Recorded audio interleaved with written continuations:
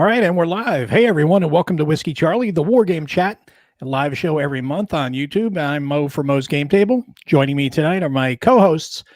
Nate Rogers was going to be out here tonight, but he has other things he's got to take care of, so he's not going to join me and Dan tonight. But we do have a special guest. Dan the Man Pancaldi is here, along with Alan Dickerson, also known as Stigler, because he's a Stigler for the details. Hey, guys, how's it going? Real good. Well, thanks. Can't complain at all. One at a time, guys. One at a time, Dan. Let him talk. No, I'm fine. No, okay, Dan, go ahead. I'm okay. Okay, good. So, what's new with you guys? How you guys been doing? Alan? Oh, okay. I'll go first. Just hanging out, getting a new year started. Had a pretty busy holiday season. I had a couple of Vassal games going, doing some production work. Now I'm getting into doing some production on a project of my own. So, yeah, I'm gaming hard pretty much. I don't know. I want to game more this year. I'm in front of this computer too much, man, and I'm doing too much the behind the scene things, and I want to be involved in the gaming. I'm starting to lose that gaminess thing happening here, So that's what's going on. Excellent. Yeah. What about you, Mo? I'm just sharing out this chat so everybody can come join us and get involved in the fun. So hopefully we'll get to see some people in here in a couple minutes. I did not do it, excuse me, sooner because we almost changed all of our plans tonight. But yeah, that was Nate kind of hit us last second with a change of plans. And like I was saying, Alan backstage, we had been, wanting to work through the format with the few of us, with the three of us here for a couple times, and then start bringing people in. And wanted to get Alan in because Alan's a real hardcore grog, and I wanted to hear his take, especially being he was busting my chops so hard about clipping and not clipping. It's like, how can you not clip? But we found out a secret why Alan doesn't clip. It's because he plays most of his games on Vassal. That's fantastic. That's right. So where's the furthest person you play? It comes in handy, and it's definitely better for hygiene than clipping, certainly. I've been known to be trolling people on Facebook and on Consim World by bestowing what I call my puffy shirt award. I have this graphic that was taken from a old Seinfeld sitcom, and there's a very famous episode where there's this puffy shirt involved, and they're trying to get Jerry to wear it when he has an appearance on the Tonight Show. And, they put him in this frilly, puffy white shirt that kind of looks like something Prince would have worn. And, and they're trying to sell him on it, and he just looks ridiculous. He's telling everybody, I don't want to appear on the Tonight Show, wearing this. And I think Kramer says something like, well, you'll look kind of like a pirate, and, you'll bring that whole thing in, and it'll be stylish. And Seinfeld says, but I don't want to be a pirate. Yeah. So that kind of reminded me of, what I kind of think about counter clipping. And, I often bait people and ask them, when you're clipping, are you sure to have one pinky extended while you're clipping, and all that OCD stuff? And so I bestow them the puffy shirt award, and I put that little graphic in my post, and more hilarity ensues. I think we started something here, or I think Alan's starting something here. Now we're gonna have a bunch of pictures, people with puffy shirts on clipping their counters. I've got a few things to say, Alan. Go ahead. Now, you obviously you're not OCD, is that right? Right. Not at all. I figured. I mean, you're a grog, that's for sure. You're a grognard, that's for sure. And so me being a little bit OCD, when you buy a Decision Games, and I'm just picking that company just like that, and you get that counter sheet, and you pull out those counters, and there's those little sprues sticking out, doesn't it bug you? Not at all. when I started, it was in the 70s. I was in high school and I was playing a steady diet of SPI games, which Yeah. were known for their irregularities in terms of production. So, there are always little nibs and things like that on the corners, but we were too into The playing the game. battle to worry about that. There were a few games that were notable for having counter density and stacks that were so big that actually would come into you didn't have clipped counters. I think it was Invasion Moscow or something like that, where it started with this huge front somewhere like in Poland or something, and there were skyscrapers from the North Sea all the way down to the Albanian border or something, and just stacks and stacks of like 10 counters each. Ooh. And so with a game like that, okay, I would grant you that it would probably come in handy to have well manicured counters. And But you I don't know. I can't really see it being a problem in most games. And I'll also add that I've seen a few video bloggers who do playthroughs live, and some of them make use of tweezers when they play. you, And you that makes me laugh when you have one of those games where there's like 10 counters on the map, maybe one stack that has 2 in it, and here's this guy reaching out and then fumbling the 2 counters that he picks up. That always makes me laugh. But, Tweezer foo's not good. That's what it is. you're a real grognard there, Alan. oh yeah, I mean, Very, you're very hardcore, man. You're hardcore. Yeah. I want to show you something. I want to get something. I'll be back in 1 second. I want to get something. okay.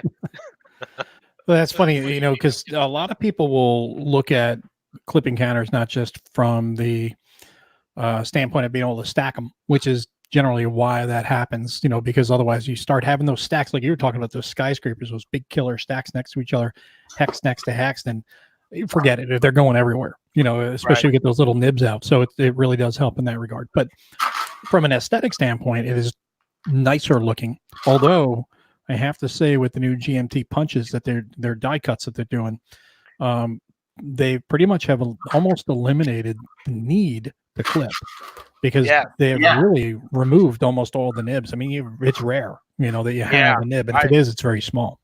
The last few games that I've unboxed late last year, Red Storm, Death Valley, Battles for the Shenandoah. Got to put in a plug for that. I was going to say, we're going to bring that up. Yeah, those were wow. I was looking at them, and I had to be careful, because if you stick a thumb in there, you'll knock something out of those trees, and they are well manicured right out of the sprue. No, and you know what? I'm glad they're doing that, because some of these games were asking, and still today, some of these companies are asking prime cash, and if you get a little floppy counter sheet, it's like, man. So you know what? Some other companies have stepped up production, rounded corners. I mean, I don't know if you can do the square corners without any sprues. I have no idea, but the rounded corners are nice, and I'm sure that's an offspring of people clipping their counters all the time. And what I just went to get right now, there's a friend of mine. His name is he's a designer, Carl Paradis. I think you guys know him as Carl Paradis, but it ain't Paradis. Carl Paradis. So Carl Paradis, aka Paradis. That's what I'm going to call him now. Paradis. Dan told me to say Paradis. No, he's the no enemies here. The no retreat. Okay. But he's got a bit of a phobia, and he can't stand tweezers. When he sees people with tweezers, he loses it. Okay, he loses it. So what he does every single game, and he's giving me countless games. This guy is countless games. I don't know if you can see it here, but this is Normandy 44. and he doubled up the counter sheet. So this is 2 counter sheets. So the game comes with 2 counter sheets, but these are 4 counter sheets, and he just glues it on top of each other, so you can make a thicker counter, so you can grab it with your fingers. Right. All the games are like that, and he's got like 2,000 games. So, Wow. yeah. Why doesn't he just play block games? Ah, Right? There's no clipping involved, and they're nice, big, chunky blocks. oh, don't get me started on the blocks. No, he can play. Bad. He can use blocks in place of counters. He can just put stickers on both sides and use them like giant counters, which is what he's doing there if he's making them that thick. But I like. See, I'm of the mind that, and you're gonna laugh because you were just saying this. I do play with tweezers, not always, but a lot of times. Most of the time, I'll play with tweezers.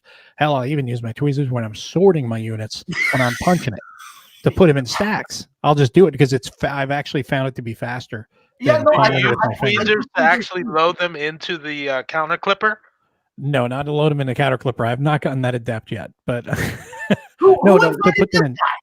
To put them in stacks when I'm putting the when I'm breaking down the units based on their arrival turn and all that stuff, when I put them on the sheet, so that way I can put them in the counter tray, I'll just throw them up on that a lot of times, because I find when I do it with my fingers, I'm actually more adept with tweezers than I am with my hand-fisted fingers, because I will knock crap everywhere. Good thing I'm not like a brain surgeon or something like that. Now, Alan, yeah, going back to those like super stack games of old, and even today, I guess less so, where they would stack a huge skyscraper worth of chits. I see less and less of that, and I don't know how that is convenient in any way possible. No, it's not. It's just some games, probably tactical games where you have a lot of status markers, strength point markers, all kinds of different markers, and you also just have tightly packed units. Say, something from the 19th century or 18th century where the tactics are all linear.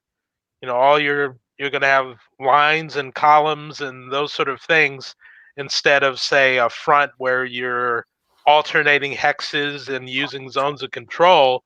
You're packing everything in there densely, and you don't want any space between units. Sometimes you can't avoid it. Another game that from the long past that comes to mind was Descent on Crete. And this was a sequel to Highway to the Reich. And it was a game on the airborne German invasion of the island of Crete. SPI, right?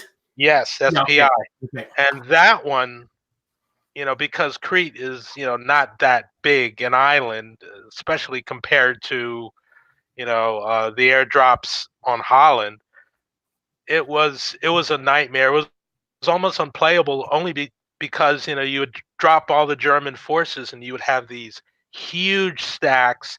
You'd have to go through them, checking for scatter, checking for losses, checking for. It was just terrible. Bad, very bad. Especially it was bad. And I've got fingers this thick, so I want to pull, and I would knock over all the. People would hate me playing that game. Yeah, sausage fingers and hand fists. Yeah, it's another reason to use Vassal. I have people. They have a tweezer mod for that. Those sort of things, and especially games where facing matters.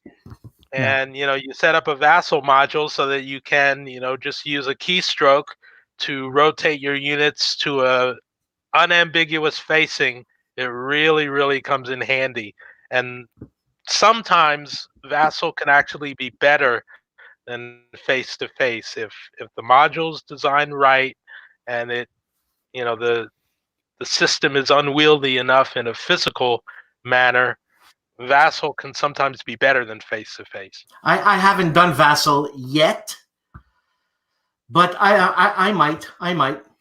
Well, if you need any help getting started, just hit me up, and I will come online with you and get you going on it. It's really a wonderful system, and I'm constantly talking it up and telling people about it because I tell them about the alternative. I started out in the 70s in high school wargaming, and then when I went to college, I got involved in all kinds of other things, and I left the hobby. And it turns out I left for about 30 years. Mm. I came back 7 or 8 years ago, and just about everything had changed. And one of the first things I discovered was that although Portland, Oregon, where I live, is a great gamer town, it's not really a good grognard town. So there are more people here that like family games, Eurogames, anything but a war game. It's great. But for me, I'm a grognard. I want the down in the weeds action. I can hardly find a game here. So when I came back and started, looking around for opponents, it was horrible. And so I quickly discovered Vassal and got into that. And I have to say, if it had not been for Vassal, if Vassal did not exist, my comeback would have lasted less than 6 months, and I would have gone back to just playing golf. Now, Because, Alan, yes. what about the other software, Sun Tzu, compared to Vassal? What's the diff? Well, from what I've heard of Sun Tzu, and I think I even have it on my system somewhere, but I don't use it. It's really similar to Gamebox, which is another one that's really popular. From what I understand, Gamebox and Sun Tzu are easier to create modules with, but they're not as functional as Vassal. Vassal is a very, very deep and powerful engine that does well with almost any type of game, whether you're talking hex encounters, blocks, card driven, area movement, anything. It has a lot of features where you can really develop a module that really has the flavor of the physical game that you're trying to portray. Now, the other two, I don't think they do quite as good a job of that. And if you want to do something like an Avalon Hill Classic, Yeah, you're fine. But if you want to do something that's really out there and has a combination of different what's the word I'm looking mechanics. for? Mechanics, yeah. Then I don't think they do as well. I Now, may be Alan, wrong. What Yes. what game? Let's say you and you're teaching me Vassal. What game would you start with? I would ask you to pick a game that you're familiar with, and then we could, I would just go download whatever you told me that you were interested in playing in Vassal, and I would teach you using that system because that's the best way to dramatize the fact that a well-designed Vassal module should be intuitive to people who know the rules of that game, if it's done right. Because not all games are different, but a lot of them are similar, but in blocks. So, once you understand what mechanics are at work, then a good module designer will design the game so that it looks like the physical game. The choices that you make and the buttons that you push and that you gravitate toward in the interface, it should be intuitive. So getting back to our first example, if you have an Avalon Hill Classic, which is like really, really simple, it's just going to be hex and counters. The counters will be one-sided. There'll be probably less than 200 of them on the map at one time. Everything's really simple. You've got zones of control, very simple combat table. That's going to be easy to put together. You could do a module like that. I could probably do a module on an Avalon Hill Classic in an afternoon if I didn't have to do a lot of work on scanning the counters. But just putting the module together would take nothing. But say you're doing something like Combat Commander. Empire of the Sun. Okay, now you've got a couple of large decks of cards that you need to reproduce, and you've got area movement, and you've got all kinds of different things going on. So it's going to take a lot more time to produce that. But if you're a good Vassal module designer, you owe it to the players to do it right and take some of the onus off of them. For instance, if you have a game where, you know, setting it up 2 maps or 3 maps or something like that, and you're putting all these counters on, you could easily, if you're playing face to face, go through an entire afternoon just doing setup. Now, Alan, Yes. what about a game like Combat Commander, cards and chits? It works. In combination, it shouldn't be a problem. Shouldn't be a problem at all. You'll probably just have to have buttons to push for your various card displays.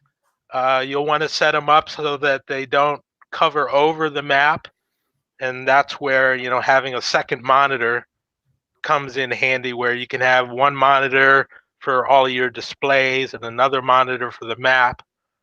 And you know, whatever the mechanics are with the cards, whether or not they're dealt, you know, it kind of like hands, or whether they're drawn, whether you need to send them back to the deck, all of those things can be programmed into the module so that the players only have to do something like, you know, a right click on a card, and there will be a menu that says, you know, return to deck, or says, you know, send to pile X as opposed to pile Y, or something like that.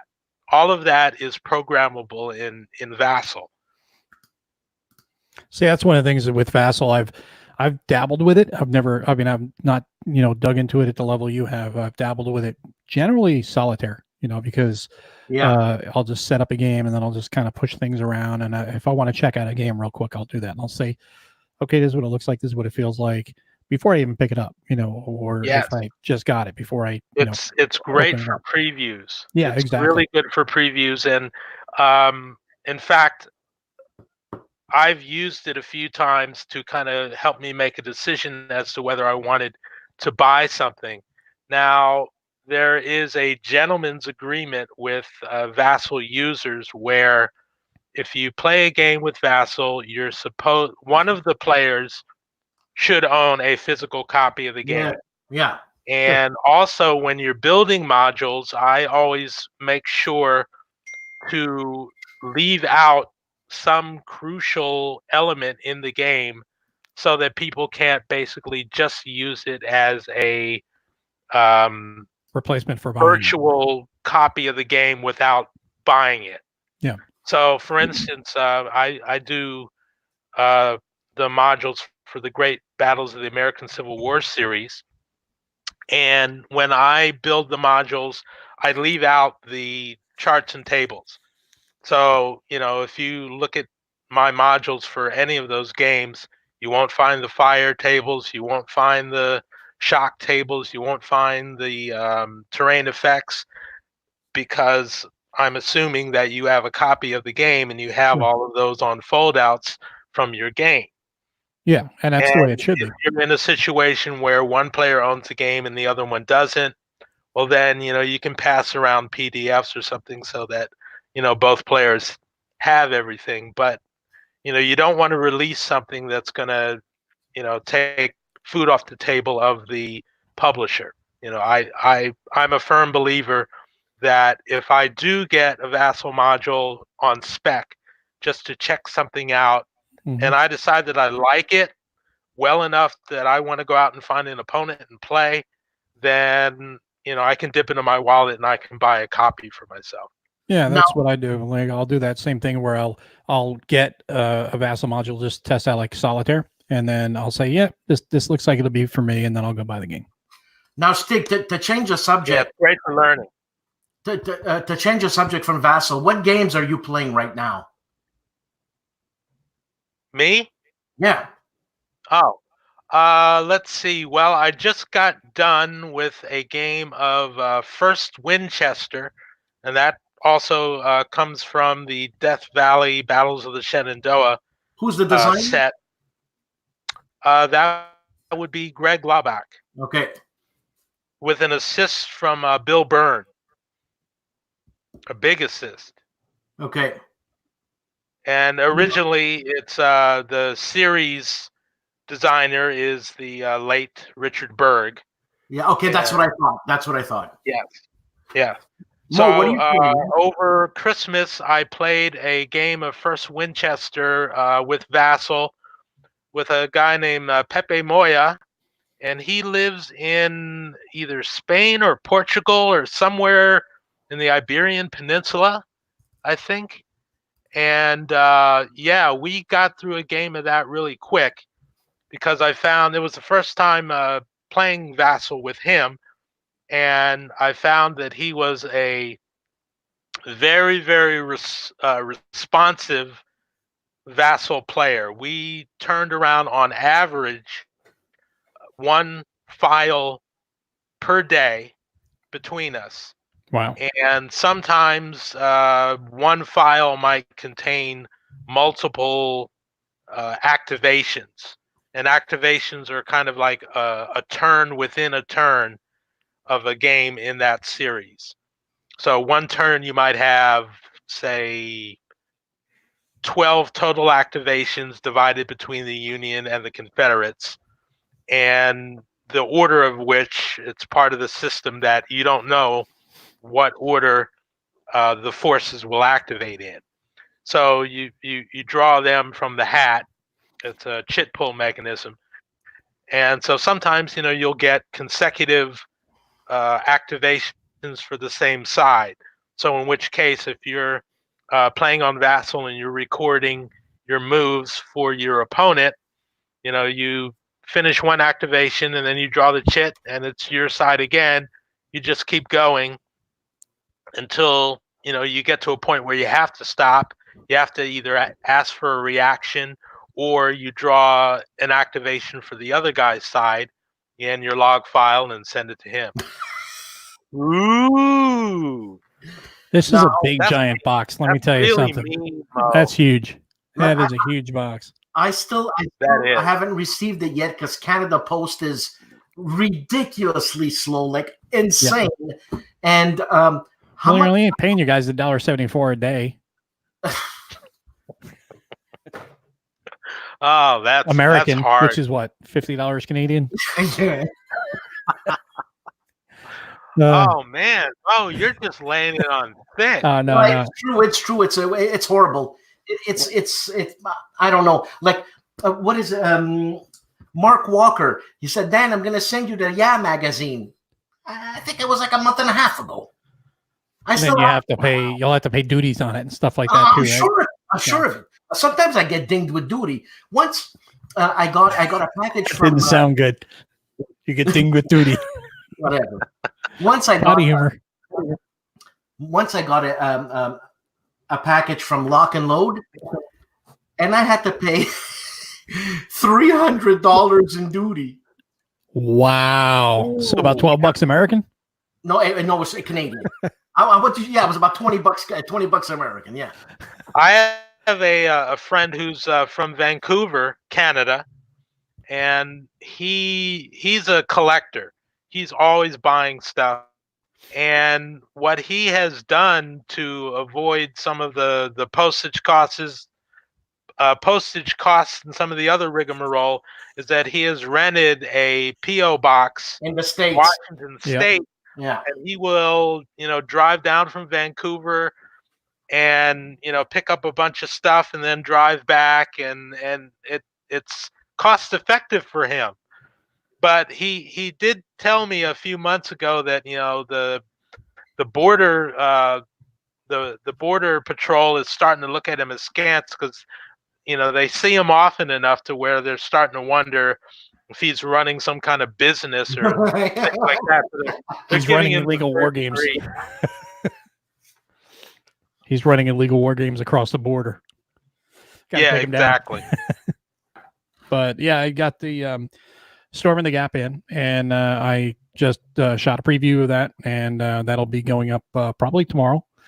And I've got a couple others. Got an old school game that I found unpunched, and I've wanted it for a while, and I finally got a hold of it. Who did that? Is that the Omega? No, but not Omega. It is Task Force Games, and this was done in like 1979, 1980. And I've been wanting to get a hold of it because it has some pretty interesting mechanics in it. I wanted to revisit, and got this in from Hollandspiel today. Yesterday came in, in. So another Brian Train title. So that'll be fun to play around with. And then next month we have CSW Expo here in Dallas. So maybe get a couple of those on the table too. Yeah, I'm sure. It's funny. I just saw it in the new releases from Hollandspiel. So I wrote to Brian Train and I said, hey, are you into doing like a showcase of your game on my show type thing? Funny thing, man. And he writes back. He says, I don't like my voice, and I don't do good interviews, and I don't have any camera or nothing, so I'd be doing this. So all I said is, okay. Brian said that? Yeah. I mean, he's a good interview. That's what I told him. I said, come on, I like your voice, and you're pretty too, and come on, let's get on. Anyways, he's going to let me know.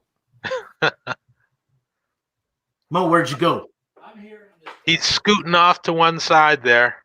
He went to get his counter. Get a couple of books. Start clipping World at War while we talk. No, that's here. That's a quick draw right here. See? I told you it was right there. But actually, talking about Brian Train, and this is from an interview, I believe, with Harold Buchanan. He had talked about counterinsurgency, and there was a couple of books he had talked about. David Kilcullen had written Counterinsurgency, this book, and then Out of the Mountains, which is another book about counterinsurgency, which I got on his recommendation because he really knows counterinsurgency really well, and he has a great understanding of it, and he translates it to the board games really interestingly. So I wanted to read about it a little bit more and see the source material he was reading from to get a better idea on, counterinsurgency from experts. So, I mean, what subjects does he broach there? Like diplomacy? A lot of diplomacy? No, I mean, I have not read through both of them yet, but counterinsurgency is, it's just such a complex subject, but simple at the same time, because if you're the insurgent, it's one way. If you're the counterinsurgent, it's another. Counterinsurgency is hearts and minds, technically, and building them good, water supplies and sanitation and all the creature comforts that most of these people don't have to try to win them over to your side. Right. Whereas if you're an insurgent, I'll be right back. Have to take a brief bio break. Sure. I'll be right back. All right. So if, you're the insurgent, it's a little easier because then you can just go and, raise hell whenever you want, depending on your funding, depending on the weapons, depending on the, manpower you have and the commitment level, basically like the American Revolution, which was an insurgency. Yeah. And who was I talking to about that? Just Harold Buchanan? And no, when he was picking on you for your Michigan shirt?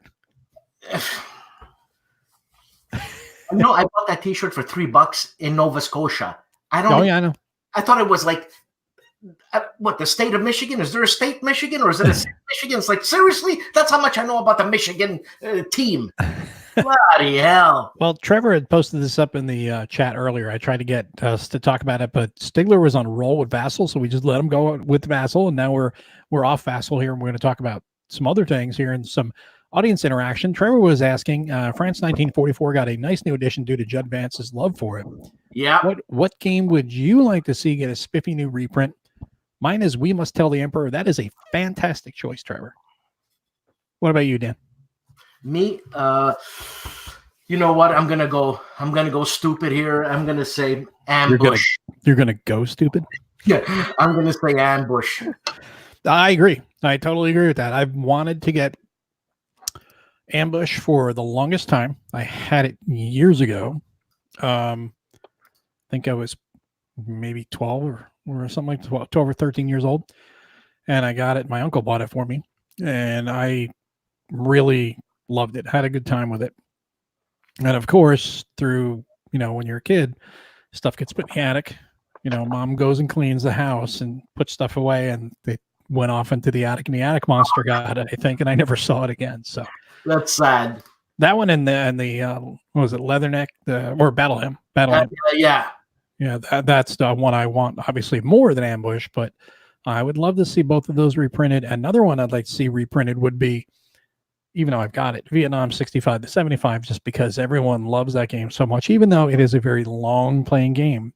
I think maybe it could be revisited a little today to kind of shorten it, tighten it up just a little bit, even if it's just tightening with through some of the scenarios. But Vietnam is a very difficult conflict to game, because there's really no way to win it if you're going to model it correctly, based on the history. If you want to play an interesting and enjoyable Vietnam game, fun Vietnam type of game, you're going to stick to the tactical level. You're not going to go to the maybe the operational level, but you're not going to go to the entire war, because it's just, then you're fighting at the level where you're battling hearts and minds, you're battling the sentiment back home and all that stuff, the political aspects, and that's where you realize it's a quagmire. You just can't win. There are a couple of things that I guess I would add to that. One is that there are a couple of war level, or the length of the conflict level simulations that are well regarded both in the past and recently released. There are a couple of them that are fairly well regarded. So there's that. But I find that the biggest problem with Vietnam war games in general is the main problem with the American involvement in the war in real life. And that is that the Americans expected to wage that war in terms that they understood, through technology, their forces, what they thought they needed to do to win, which was to force the North to capitulate and stop fighting.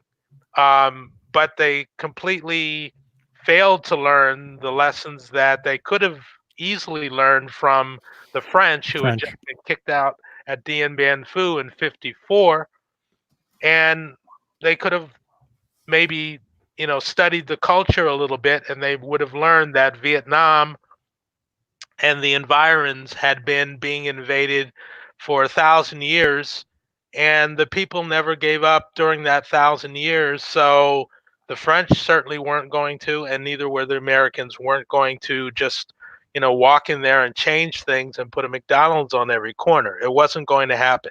Front towards enemy. Yep. Have you done it? I have it, and it is going to be getting played next week, but next month at CSW. And I've even kind of touched it up a little bit. You touched it up? He clipped this is one of my. Well, of course I clipped it, but this is one of my games here, or not one of my games. This is one of the games for CSW, and I've got for anybody who plays tactical games, go to the dollar store. Do yourself a favor. Go to the dollar store and buy like a few bags of these little badge things. These are great for LOS. got like 20 of these things, and I throw one in like every tactical game, just so that way I always have it. But I kind of touched it up a little bit and made it look a little prettier. Let's see if this shows. But I've got not only the counters are clipped, but I've got little tray dividers so I can break down units. So that's a little out of control, but hey, it's easier. It's easier to pull your units out. I think that's cool. Wait till you see what I do with Angola. No, you gotta bling your game. You gotta bling it, man. Yeah. Well, I made tuck boxes for that last night, Angola. So getting to play that again, I can't wait. I love that game. That game is so much fun. Angola. Who did that? MMP. Oh no, I don't have it. Obviously, it's a good one. It's a 4-player game, and when you play it, expect 6-8 hours at least. Really? Yeah, but it goes by fast. It goes by I've got a copy of the Front Towards Enemy Vassal module. I saw some reviews of it that kind of intrigued me. I'm not a big fan of the map. It kind of has that, I don't know, that really odd 3D topographical look to it. Yeah. That. But the subject matter does seem interesting, and the way they portray it. It's kind of like a Vietnam version of what is that game? The Last 100 Yards. Mm-hmm. Where they kind of take the whole squad leader thing and kind of turn it on its ear and just do it in a different way. And how is that game? The Last 100 Yards, fun. I got a copy of it last fall, and I played one game via Vassal, and that one also went really quickly. And I started out like totally on the wrong foot. I had bunched up my forces, and so I was kind of on the back guys. I'll be right back. I've got to take care of my dog real quick. Oh, okay. So I was on the back foot from the off, but I managed to recover, and we went back and forth. We had a couple of really interesting assaults and things like that, and in the end, I ended up winning because the scenario basically had you fighting over control of a trail, a wooded trail that you were both on. It was a meeting engagement, and I had one more hex under my control than he had, so I won the scenario. But I just barely escaped with my life. But it was fun. There's an expansion coming out on that game, the Airborne expansion. Right. And it just intrigues me, one, because it's a tactical game. And for some reason, I seem to think tactical games are easier than strategic games because I can't wrap my head around the idea of the strategic game because I'm more of I don't think I can think far ahead enough to plan my strategies. Like if I take this, these guys are gonna come to my left flank, and then it's not. I gotta be man to man or something. I don't know. It's a block I have, man. It's a block.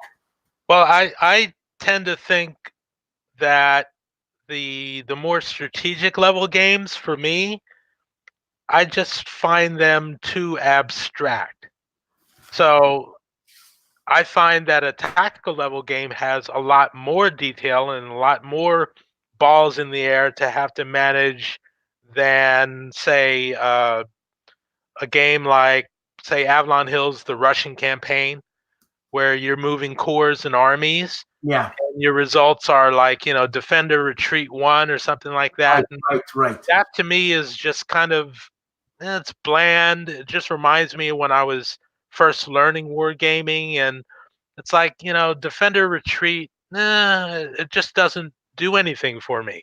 Now, on the other hand, if I take one of my favorite,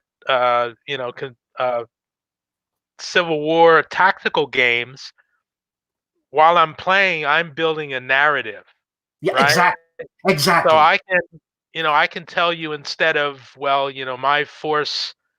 my Union force pushed the Confederate force, back and won the battle, instead of sounding that dry, I can have details on, which units were involved, whether they came in from the flank, whether or not there was terrain that made the difference, a ridge or a gully or something like that. I can talk about the fact that one side had muskets and the range of the engagement was 300 yards, which made the muskets all but impossible to hit with. But the rifled muskets, they were still hitting.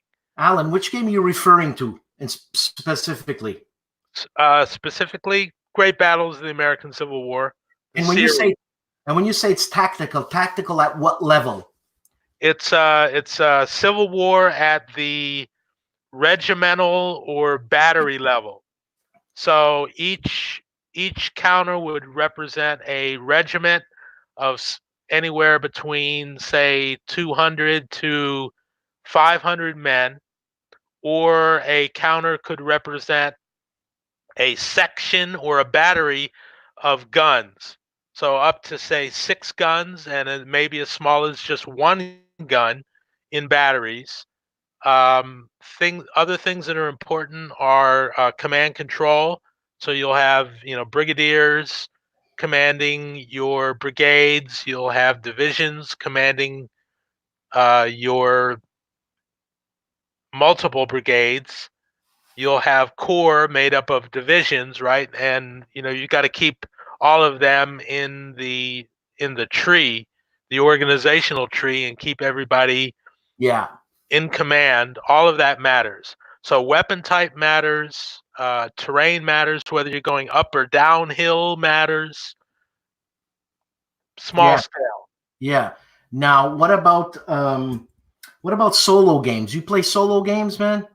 No, I'm not a real big fan of that, only from the standpoint that I think games are meant to be played competitively between 2 people.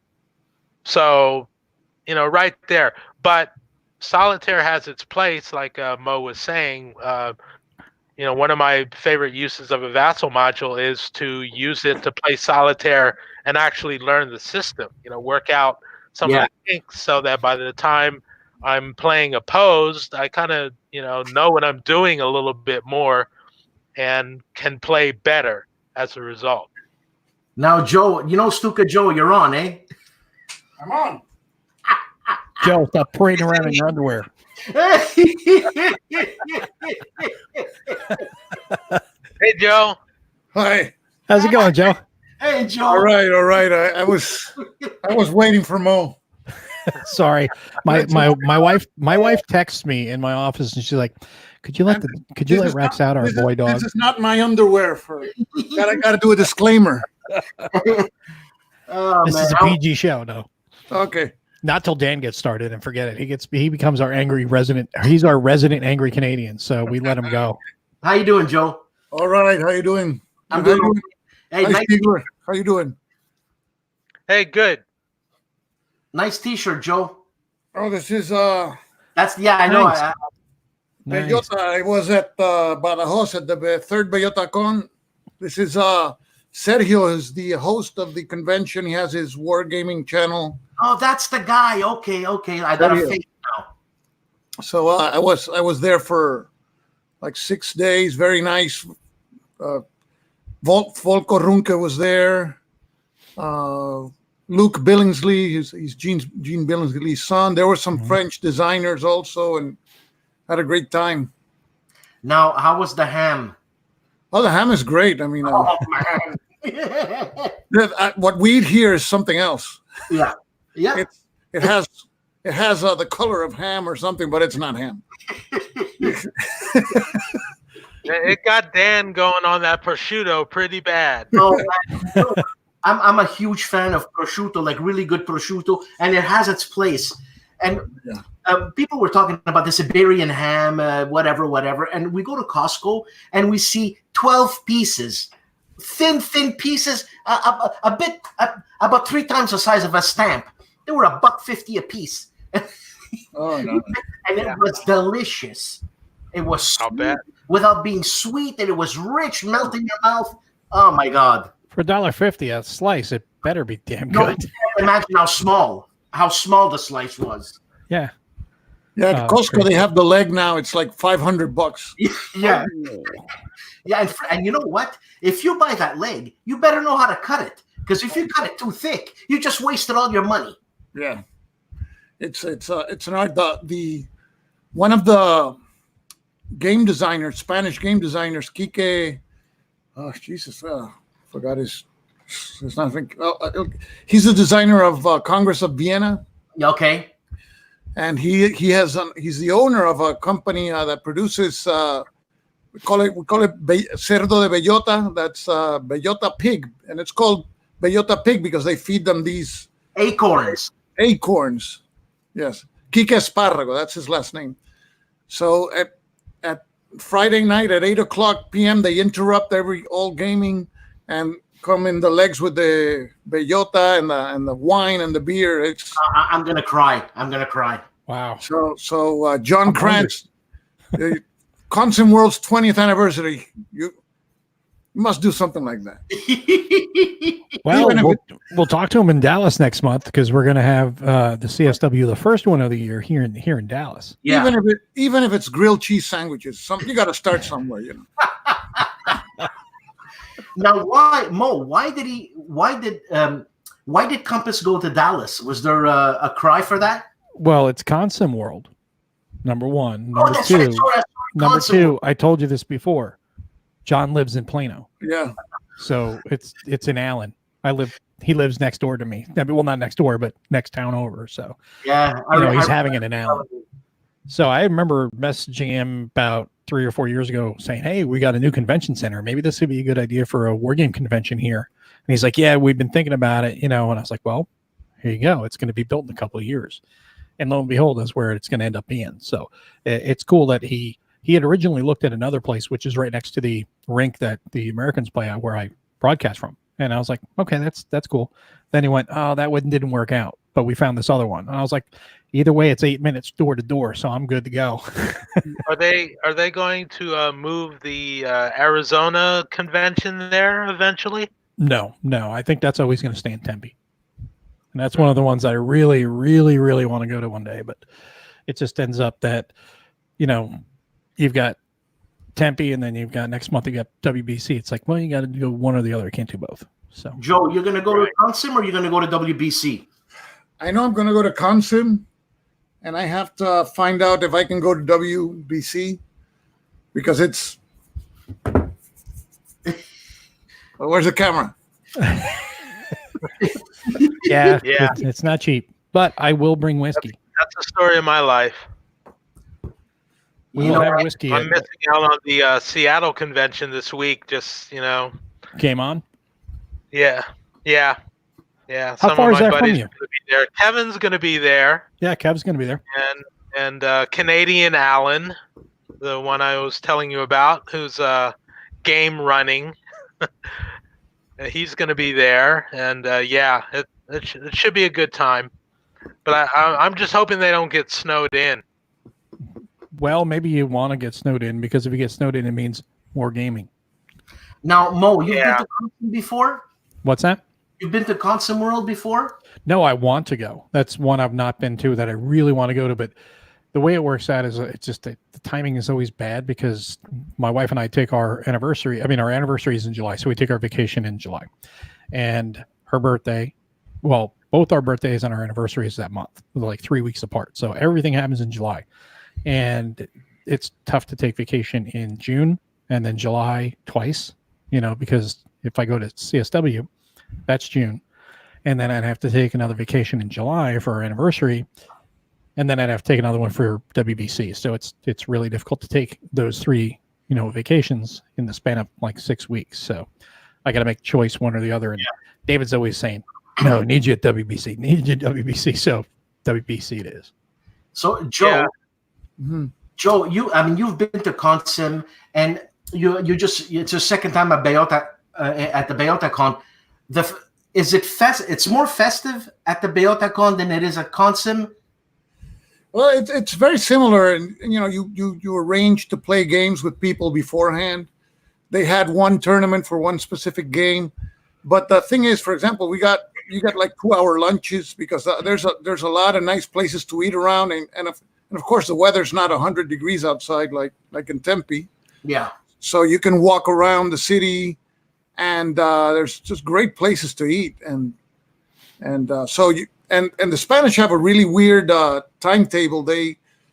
Because they have dinner like at 9 o'clock at night or 10 o'clock at night. So it's Wow. like, so you take 2 hours to have lunch. You continue playing until 10 p.m. You have dinner. And if you want to continue playing later until 1 or 2 a.m., so be it. You know, it's What time is breakfast?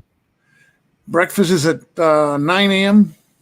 And what time is the lunch then? At 12, 2, somewhere around there? from 1 to 2, something like that. Wow, because that's a really huge gap between dinner and lunch. Yeah. And it's funny that you say that. 11. It's funny that you say that, because when I was looking at your videos, Joe, when we look at, I'm going to say American people that go to cons, and the Spanish people that go to, and the Spanish people are really slim. Oh yeah. Oh yeah. It's weird, right? I mean, sometimes here in the States, some guys are really, really overweight, and I noticed that right away. In Spain, it's like, but these guys, nobody's overweight, and they got all this food, and they're drinking beer and this and that. It's like the Germans. They drink ton of beer, and they're not. There's a lot of slim Germans around, and they drink beer Doesn't like work water. for me. I love my beer, but I tell you, I'm doing exercising now to try and get rid of my spare tire. Well, let me show this. I got a London Porter. Oh, you guys are killing me, man. I have to slow down because my Dan, open your mouth. All things in moderation. This is made in Kentucky. Actually, it's called Ensign Red Canadian whiskey, and it's made in Kentucky. It's kind of like the Texas Crown. Remember that one I had a couple weeks ago? Yeah. Texas Crown that's made in Canada. So that's not even No, it's not bourbon. It's fine Canadian whiskey. made in Texas. This is well. No, wait. It says bottled by. So it was bottled in Louisville, Kentucky, and it was a product of Canada. So it is made in Canada. You know, I don't live very far from Seagram's or Crown Royal and all that, man. Oh, Crown Royal. You should see how many barrels these guys have. Whatever. Steal me one or two. Crown Black. Best thing ever. I had to get off the wagon a little bit, and I got to lower my blood pressure. I don't know why. All of a sudden, Yeah, I had to get on blood pressure meds for the first time ever a couple months ago. Yeah, I think it was Alexander's sweater that made your blood pressure go up. Well, I think it's his arm wrestling thing that made his blood pressure go up. But I did that. I did that off the cuff like that because Alexander's got really weird taste in clothing. Yeah. I'll tell you. That he does. Bloody hell. So, Joe, man, what games are you playing? We were talking about games that Alan was playing there. The thing is, right now I have like a backlog of videos I have to make, and what's been happening to me is that in the good old days, I used to do more videos because they were like simpler and easier to put out. And now that I complicated my life doing more complex things, I have like a backlog of games. And really, I'm thinking about going back to the simpler days where you just had a little short intro, then you just shoot the damn video. And then if you have to add some little text and some transitions, that's it, instead of writing a script and the game has these many counters and putting photographs, and it's a pain in the ass. So, you know, Joe, I really enjoyed one of your first videos. I think you had the camera on your eyeglasses and you played the Zulus on the Rampart. Oh yeah, I have that camera. Life was simple. It was a great video, man. Great. Yeah, I discovered that. I thought that by putting a camera on your cap, you could have a steady base. But the thing is, when you're breathing, the camera moves. So it's not as steady as you would think. I enjoyed it, man. So that one was kind of it was experimental. But I'm thinking about going back to the sim. I mean, the videos are going to still be the same way. I'm going to still use my table, but instead of doing this script and stuff, I'm just going to play the game. I'm going to do more extended examples of play. I just follow the instructions. I've seen the people like those, and the thing about all these fancy stuff just it takes a lot of time. And I got a backlog of games. I wish you could see. I got Crowbar, Interceptor Ace, Napoleon's Last Battle, Frontiers Wars. What's this? Westphalia. I got Richard III, and then Front Toward Enemy is the one I'm doing now. It's funny we're talking about, and you have no Academy games because Uva's on chat. Uva, and he wants schnapps. We need to get Uva on here. I'm going to bring Uva on. Now that's it. We're going to bring Uva. So the answer is no. I'm not playing any games. Yeah. And your videos are great, but you make your bed and you sleep in it, huh? Yeah. Meaning you wanted more production. Hey, you need a team. Yeah. I'll get the team when I retire. Now it's. But learning that lesson that to produce 1 minute of video, you're talking about 3 hours of editing. That's the whole point. Now, I want to do like a 20-minute video. It comes out like the 3 hours of production. And in the good old days, I just start filming. The video took 45 minutes. I would cut some fat out. It would be reduce it to 30 minutes. Put a little title, some ads, and in an hour it will be out. And same quality. The microphone. I mean, I have a good microphone plugged to the iPhone, and I would actually enjoy it more. And I'm finding that I'm getting entangled in all this production stuff. That's what I said before. Yeah, and so this one, the Front Toward Enemy. There's trouble. Oh boy, now we're in trouble. Uh-oh. We just what happened with Jose? As soon as Uva comes on, he's the German. He scares everybody. Joe, you still there? What happened? Uva, is that your den? No, this is I'm sitting here in my living room, just enjoying a nice little evening in the fire, going through my referee changes, 2020 referee changes I need for soccer this year for reffing. Wow, it looks like a country club. Oh no, this is lots of wood paneling there. Looks like the Wolf's Lair.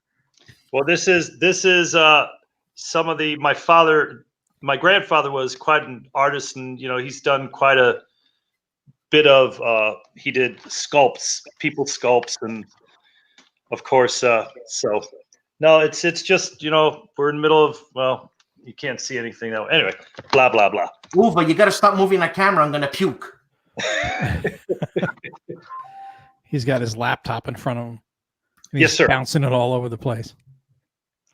So you come in and you scare Joe away. Oh, no, there's Joe. There's Joe. Let's see. There he is. Hey, Uwe. How you doing, sir? All right, my Chrome crashed. So what else? I thought it was Uva's fault. No. Dan's just trying to blame it on Uva. Uva, we were talking about what games we were playing. What games are you playing? Right now, I'm playing. It's I love it. It's a RPG. Monopoly. Mysterious House or Mysterious. Mansion of Mystery. It's a really cool group role-playing game with all app-driven. You're playing a board game and you're trying to. It's like a Cthulhu type of environment, and then we've got a really good D&D 5 game going on, and nice. Then we're setting up the War Room. I got that a few months ago, so I'm really looking forward to playing the War Room. Oh, really? Nice. That's that big circular game, the Axis and Allies, the new one. Oh yeah. You have the croupier rakes and all that stuff to move all the pieces across the board. Yeah, so I haven't gotten it set up yet, but I keep on. Oh, and then we just played Russian Rails. If that's a phenomenal game, also. That's a 18xx game? No, that's a Eurogame. So sorry. What's that? Contribute to the tip jar, Uwe. Oh, man. It's what the Muggles play. You know, I play Euros too, man. Oh, I do too. And there's a two grognards silent. Stigler is a closet Carcassonne player. Oh, man. Are you? Do you play Carcassonne? No, I was just doing it to bust his chops. I love Carcassonne. I do too. Carcassonne. I like don't the way even you know say what it. that is. You don't even know what that is. My favorite new game. I don't know what that is. What do you want from me? My favorite new game is Space.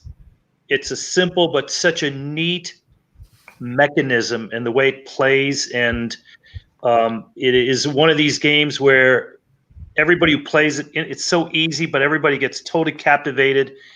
And a phenomenal game. It's given me so many ideas of taking some of those mechanisms and just bringing them into different type of a little more involved war game type of ideas.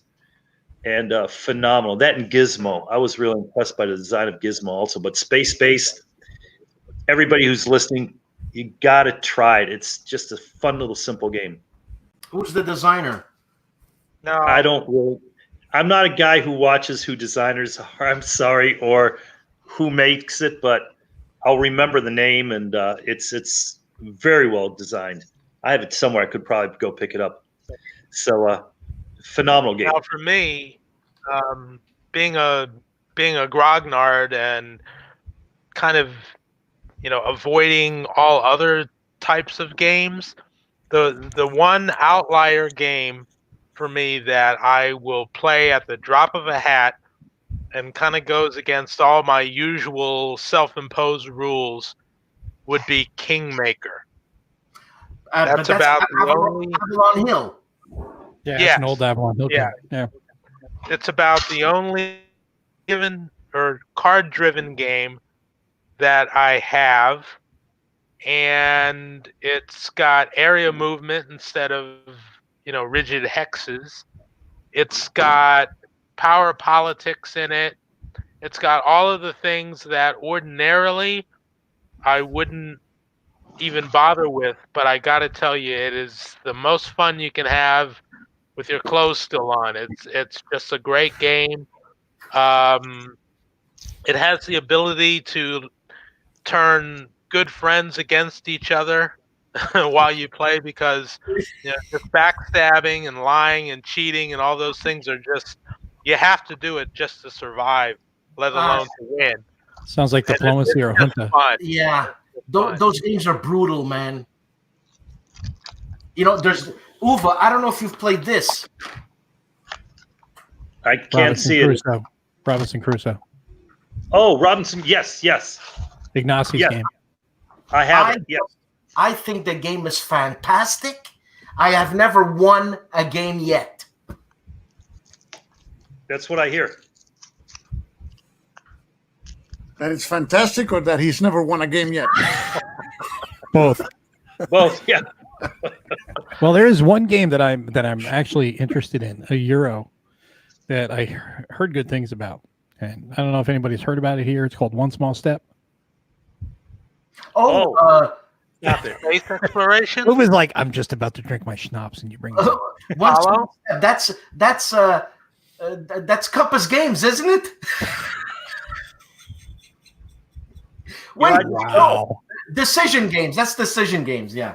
Yeah. No. I just put an update on saying, because of the virus, the coronavirus and all that, The zombie there's outbreak. going to be some delays in them shipping and Yeah. all. And, that's making me nervous as crazy. You don't know what's going to happen. I was just talking to David about that, a couple weeks ago when this whole thing first hit. And I said, good thing that there's no games currently out there. And then I thought of you, and I was like, well, Uva's got one small step out there. So it's like, I hope that doesn't get caught up not only in Chinese New Year's, but then you have to deal with the coronavirus, that outbreak and the after effects of that, because you never know how long that's going to, the residual effects of that are going to be felt, because they already said they've kicked New Year's, an extra week? Another week, yes. Yeah. So, and then, don't know how further on it's going to affect everything. Then how it's going to affect anything that transports out, anything that's received in, and has a lot of residual effects there. Yeah, it's going to be a big pile up I think even at the ports and everything. And, we were just talking with our importers, our brokerage firms, and it's even difficult finding containers at this stage because everything's backing up in the ports and everything else, and things trying to come in aren't being unloaded. There's, I think, a lot happening that isn't covered right now in the general news that I think is going to really be a little block up. So it'll be interesting to see. And that the stock market today is doing so well. It's mind-boggling. Well, it went down, then it goes back up. And the Chinese exchange didn't do good, and it's just going to bounce around quite a bit. And we never know what the heck's coming out of China as far as the real word, because we're not getting the real word. But things do leak out. So my main thing is just that as many people as can be, protected and made safe and healed are helped as quickly as possible, and this thing burns out as fast as possible. Now, big ripples, big ponds. Uva, when we get Academy Games now, are we going to have to disinfect them now? No, most of the coronaviruses are like the SARS and the Middle Eastern virus. It's all the same family. And, you can sneeze on something. They live like 3 or 4 hours. It's not like hepatitis or something like that. I mean, it dies after a few hours, I'm told. I don't know. Well, I don't know. When you look at what's going on with the coronavirus, there's a lot of things that make you go, You got everyone you see is wearing, I don't know what they call it. Like we call it MOP 1 through 4 in the military, but you're wearing the different containment suit levels that they're wearing. They're all suited up.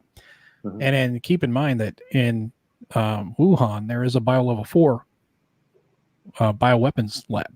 So did this come out of that? Did somebody let something out by accident and go, whoops, my bad. I didn't close that. I better log on now before the Chinese start categorizing this as ground zero for that rumor coming out. No, that's been talked about online a bunch of times, but it's curious. It makes you think, what the hell's going on? Everything they always say in all these, these books and stuff about like the zombie viruses that all come out of China or whatever. It's like, wow, that's kind of crazy seeing it happen in real life like this, like it did with SARS. And we were talking about the other day is just being preemptive type of company. We're all paranoid, growing from little on up. With the big conventions like Gen Con and Origins, if it should start even spreading in America, which hopefully it doesn't, hopefully it just dies out like SARS. But what effects will that have on the convention season? And if something like that would happen, what happens to the little millions of dollars that have been invested into that? Do they then push it off? Or does everybody say, too bad, you're out your money? Is there even insurance for something like this, for a big convention, for all the publishers such as ourselves that are putting, tens of thousands of dollars per company in to get the booth space? I wonder if there's even insurance that if they cancel or postpone it for the year, do you get your money back? It's just, it's really scary.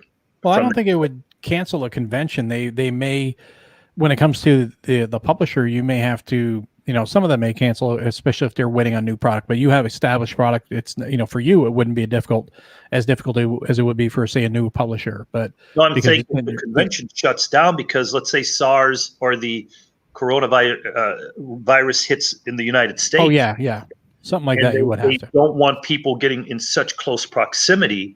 I mean, Gen Con, it's like 70,000 unwashed people. Right. Or a cruise ship. I'll finally have to learn to play with Vassal then. What we'll have to do is we'll have to get on the show and we'll play live. We'll just have like webcams pointed at our tables, and we'll just all be playing live here on like our own little live stream. Well, I hear though There you go. I'm going to start another rumor that Uwe Eichert said this. good 40% plus alcohol totally keeps it away. So yes, You know, if it does, I'm a happy guy. I'm That's always a drinking good thing. I don't know if any of you have tried, but Unaback is a incredible after meal aperitif we have. Oh, aperitif. Okay. And they just come like this. They're 40%. It's not sweet. It's just all good herbs, good for digestion in your body. Why don't you put it in a glass? No. You always drink it this way. It Oh, comes, really? The bottle's cool. You can only get them this way. It never comes any bigger. You get them in little 2-packs like this. And, you know, every time I'm in Germany, I buy cases of it because I haven't found it in America. If anybody knows where to get it in America, man, let The me case know. is about what, this big? Yeah. No. The German case. It's about 1 meter by 1 meter. Come Nice. on. Why are you drinking it from the bottle? It's made that way. It's a very small opening, and you just sip it slowly. Nice. I'll bring you one at the next Yeah. convention we're at. It's called Unaback. It's a very, I don't know how to describe it. It's all herbs and stuff that's good for. The Frenchmen have one called La Chartreuse. Okay. The who? Remember the Frenchmen's, Uwe? Oh, I tell you what, some of the best cheeses, and it's France is a wonderful place to visit. And stay, maybe. Don't listen. I knew he was going to go there. Germans do two things well now. They drink beer and make cars. And make beer. It's the peace-loving nation of the world. And make good beer, too. And games. Is that German Unterberg games? from Bavaria by any chance? I don't know. I don't know where it's made, but it's. Now, is it only available in Germany, or can you get it here in the States? I've never seen it in America, but it's. I've never. Because we're all like saying we want you to bring this to a con for us, and you're not going to have enough bottles to go around. You know what? I will bring some, and I will. It is definitely something to try. I don't know if many people will like it because it's a very different taste. You know, it's a Kräuter liqueur, and I shouldn't say liqueur because it isn't sweet and only 20%. It's a 40% or 38% alcohol. So it's anyway. I'm sorry to. No, Uwe, Alan. Speaking of which, Alan said Bavaria, and it made me think of something. First of all, this is a two-pronged question for Uwe Eichert. So Uwe, why do Germans make fun of Bavarian people? And freedom and freeze, what does that mean? Well, number one, I've never heard of people making fun of Bavaria because that's where all the good Oktoberfests are, you know. Okay, I had a German friend, and he says they're like the Newfies of Canada type thing. Well, I will not publicly say anything controversial because we're Hessian, and of course, you know, we're the real center of Germany. But so we don't talk about Bavaria. Berliner, I'm sorry. except to a Berliner. Well, yeah. Anyway, There's your Underberg. The bitters. I'm going to. You're going to start making me break out in a song soon. Auf der Reeperbahn nachts halb 1. Wenn sagt oder auch keins. Wait, hold on. Before you do that, have another drink. Joe, get cranking on the piano. Dan, accompany on the percussion, and we got a band going. Well, I got my fiddles over here, so. So Uwe, the freedom and freeze. there's a game designer called Freedom and Freeze, and a German friend of mine said, "Are you kidding? That's his name? What does that mean? Freedom and Freeze." Freedom and Freeze means my hair is very green in ancient Nordic. It's funny because his hair is green. Who'd have thunk it? So, and ask any other German, they'll back me up on what I said. Oh, of course, the Germans will back you up. Now, speaking of very strong drinks, I remember years ago, I used to be really into online, massively multiplayer online gaming and flight simming in particular. And I can see you as an air traffic controller. What's that? I said I can see you as an air traffic controller in one of those online things. No, no.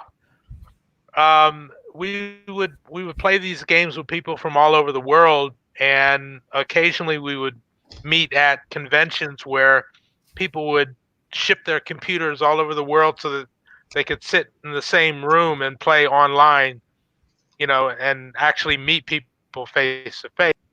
And there was a contingent of flight sim fans from, and whenever they would come to a convention, their tradition was to make what they called Flakpanzer Earl.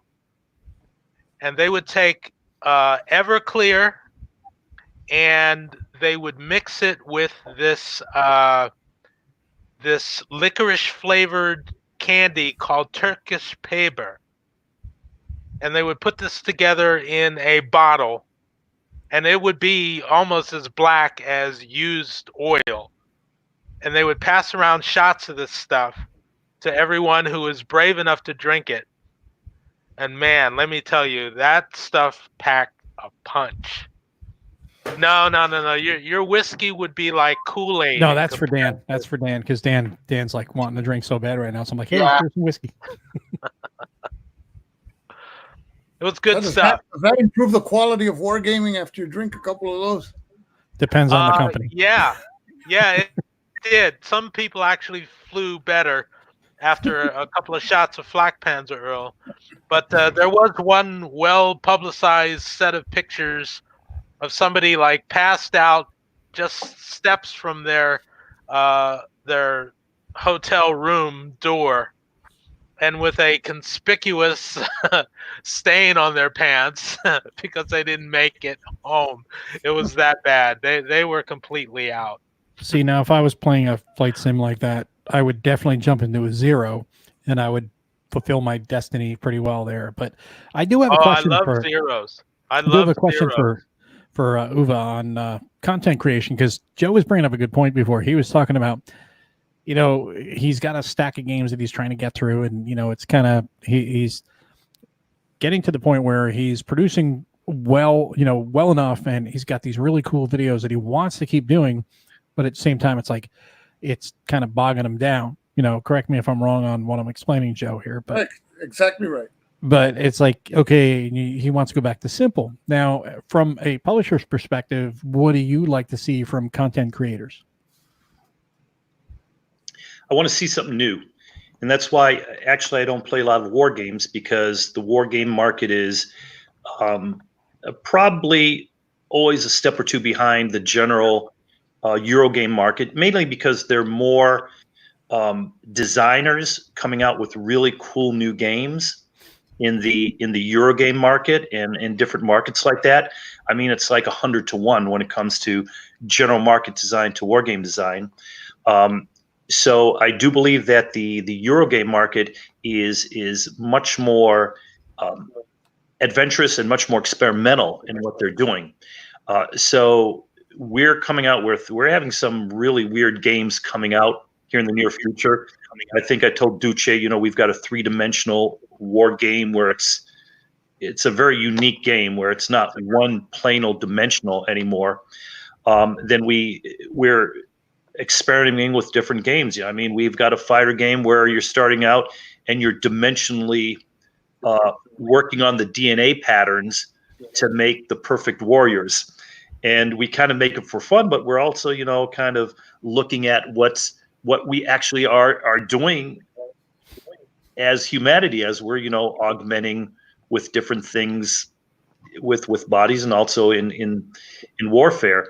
So I definitely think that I like playing these really off the wall Euro games, because that's where we're really getting a lot of the ideas. Stupid games like not stupid games, but games that are really experimenting with every decision you make, rippling forward and changing the future. And as I talked with Duce at one time, where I've been spending months on, and Gunta also, the depth of making a campaign game where you're, as a commander, you're just getting information as you're playing. And it's not like, oh, you did this well, now go to page 2 and play this scenario. Or if you lost, go to page 8 and play that scenario. We're just playing this, that it just ripples forward. Every decision you're making, every objective you took or lost, changes the entire structure of how it's flowing. And you're still being influenced by the entire battle that's going on around you. And that's taking an awful lot of really design and input that a normal game doesn't take. And that's why we're not announcing it, or we're not putting it out there yet, because I've learned, you know, like Storms of Steel, where we were ready to go 2.5 years ago, and then I'm at Quantico with the Marine Corps, and they're saying, oh, but we'd like this, this, and this. And so after PresCon, you know, I've got my meetings with the warfare development area, just incredible group of guys down at Quantico, and they're just making such incredible games themselves internally that it's really exciting to see what's going on. I think wargaming is really, a lot of people think wargaming is going to decline because the wargamers from the 70s and 80s are getting old. And man, we are the #1 military power in the world. And all these young military soldiers are going to retire, like Nathan, you know, the Gimpy Gamer and all that. I mean, he's a young guy who served in the military, and now he's in the war games. And I'm seeing that more and more, because the Army and the Marine Corps both are now pushing gaming. It's becoming the thing again, like, you know, the Germans had in World War II. I mean, where the hell was all the major Germans on D-Day? God damn it, they knew it was a 2-day. I shouldn't say God damn it. Thank goodness they weren't there. But I'm sorry, all my relatives were in that area. So my grandfather's not. So but I should edit that all out. But Underbug brings us the truth. you know, there's 2 days where they knew the invasion could happen. And when are they playing the damn war games? Hundreds of miles from the front. Those 2 days. It's a conspiracy. I'm telling you. It's Hey, Uva, you want to play a war game on June 6th? We're good to go. Hey, let's go over here. Man, you know, Uva, you killed me. You could take the German out of Germany, but Just think about it. It was CSW Germany at June 6th and 7th in 1940. that's But, you know, so it's even interesting, you know, with the wargaming and how we're designing and everything going forward. In the military, that's really doing it, and they're really pulling from wargame designers. I mean, because really the best games coming out are still outside of the military, and they're pulling these in, and they're modifying it and putting their blankets over it with their top secret. Because, you know, something that we've talked about a lot with them is that they're trying to get all these really brilliant designers and AI designers and app designers and game designers. These young kids in their 20s are coming out of college, and they say, okay, hey, we're going to offer you a job to sit around for 6 months till we get you security clearance, and then you get to sit in a basement cubicle working on a project for some stupid ass major for 2 years. Ooh, what do you say? You want to join us? They're like, what the hell? I'm going to go to San Francisco or San Diego or somewhere and be doing the hot apps and making $1 million on Kickstarter or whatever. Sure. And that's the problem. So they are, you know, coming to the outside to get it. And then they can put their their classified blanket over it. And one of the things we're talking about, with the Ukraine and everything, how do you, again, balance a game and design a game on a little larger than what we're used to? We've only been doing under battalion level combat now for the last decade or two. It isn't, we had Desert Storm, of course, but that wasn't really a worrisome confrontation like against potentially the Russians. And so how do you balance that again because of the prejudices that we have? And I'm the same way, because I don't think that the Soviets have a snot chance in hell against the American armed forces, not only from morale, the training, the equipment, everything else, because when it comes to head-to-head on the battlefield, I think the Americans 100% believe we could roll over them, and the Russian guys, the majority are like, oh shit, I don't want to be here.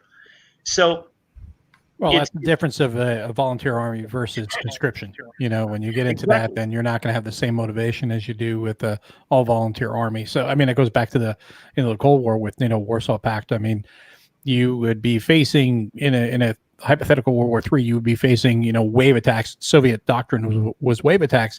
They'd be throwing T-54, 55s at you, and then T-62s, then T-64s, then T-72s. They would throw as the waves went on. They would have more advanced armor coming at you because they would just be throwing a 55s at you, saying these are going to die. We don't care. You're going to waste ammo, and they may actually get lucky and kill a couple of you guys.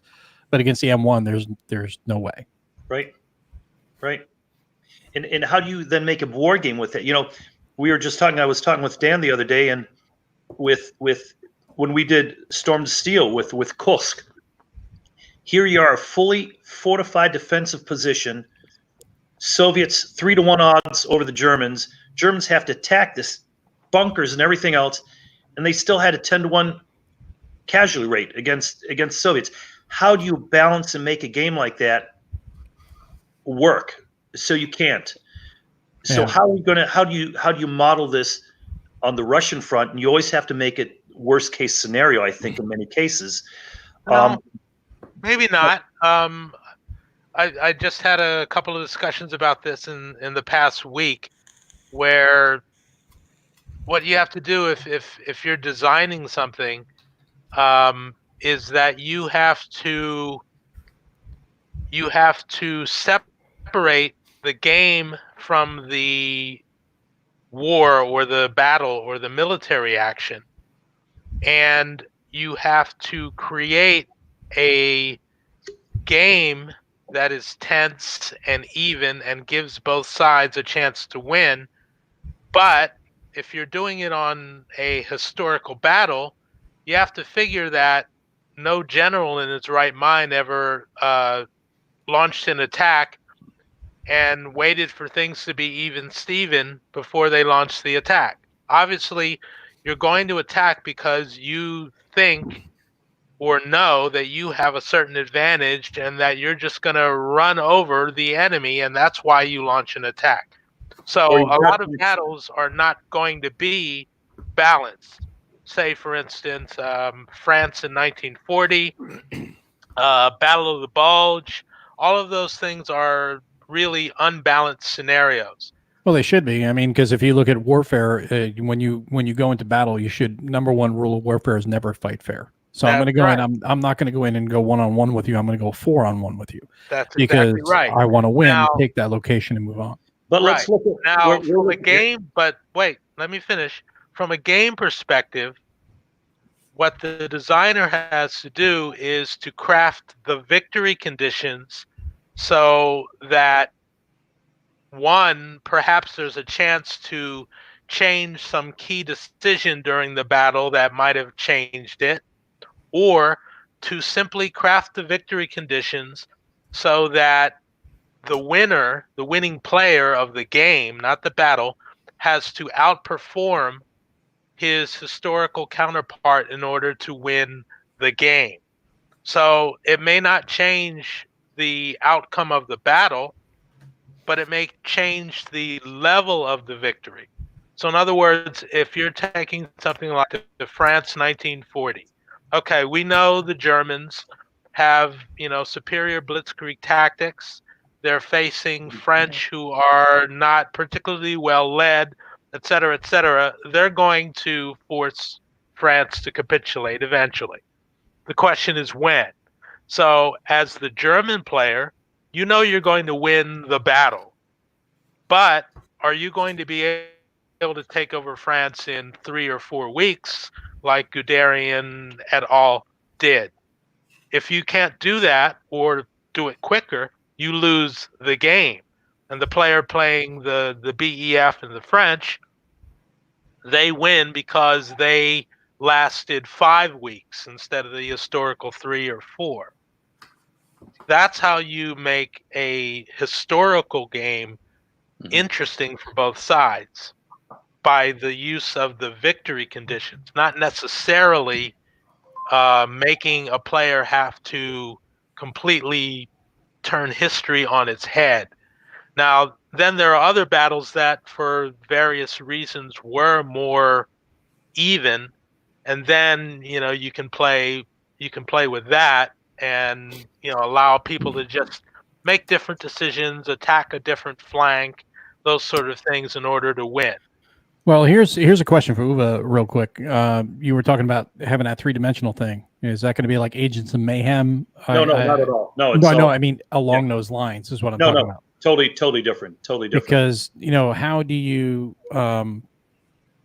the two things that are never modeled well in a war game, in my opinion, is the human factor and fog of war. Because every time we play a war game, we pretty much have perfect information every time we look at it. It's very easy to play in God mode when you're the general that's running whatever side, versus having imperfect information. And that's where something like the Variable Combat series tries to do something a little different, because you never know what that unit's going to be until they're, a couple of things. Number one, you don't know what the unit composition is going to be until you are engaged in combat. Number two, you don't know how your unit's going to respond in combat until they fight, because they're a green unit, they may fight. They may just break, or they may fight like lions. You never know. And those are the things that I think war games could improve upon, is the variability of changing on the fly, which may upset some war gamers because they want kind of a little more deterministic outlook, kind of along the same lines as Eurogamers. But I like the chaos, because that's what combat is trying to master the chaos.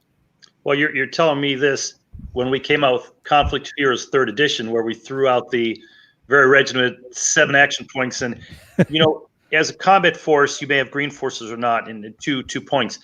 You as a commander always know relatively how your forces are trained, what their morale, what their cohesion, what your communications level is, et cetera, et cetera. Secondly, and I think a big thing that's happening in war games more and more, which I really like Völken and designers like that, is that we're bringing in more and more the social, economic, geopolitical ramifications of anything you're doing as a military leader. Because I think we're not going to ever, when we get in a military confrontation, our military is always up to the task, and the military, though, is being constrained by the American political and command structure that is being forced to curtail the military's best objectives and best actions. So, we saw it in how coin was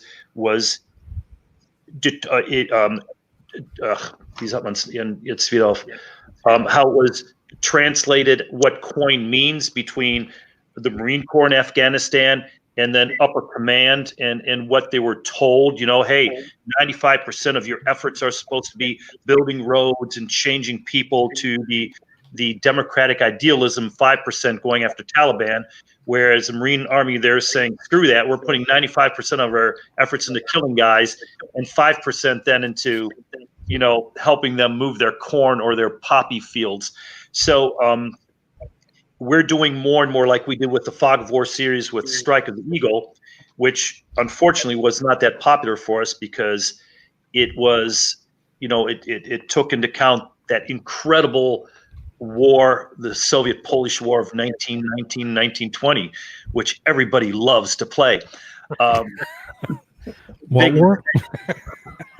So, but the next one we're doing in this is Korea. But I want Joe to do a video of it. What's that? I want Joe to do a video of that. Oh, the Korean War one? No, the other one. Strike of the Eagle. Oh, in 1919. I have it. I Yeah, know. that's probably my favorite game. We've now even made it more so because, like with Ukraine, that's what we're looking at is what are the socio-economic and geopolitical ramifications, and what a lot of people, the military and other people, do not take into account. And it's one of the major presentations I gave at the military college in Washington D.C. a year or two ago, was that Putin is a master tactician and a master propaganda man. KGB. And he's Learned it all so there. good at it with his own people and world opinion. And he's really being very successful with an inferior force. What he's done in Syria and what he's done with Ukraine and what he's getting away with and the positioning he's positioning himself in the world stage is really you have to give respect for that. So we have to much more be, I think, with war games, look at geopolitical ramifications other than the head-to-head. And that's where I'm seeing more and more games coming in. I'm very happy with that. The Yeah. other thing I want to say is before the Germans attacking France, France had better tanks, they had a huge army. So the Germans were taking risks because they were an inferior force going against a bigger, better force. And even Hitler was holding people back, and Guderian. Everybody was surprised. It was total. What Guderian did was ingenious, but he learned it from the English.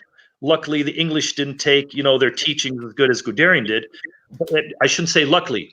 Damn it, that they didn't, because Truth comes out. my uncle Werner was with the 6th Panzer. My grandfather was Luftwaffe. Where'd Joe go? But first thing my dad did when he came to America to play jazz, Louis Armstrong was his hero.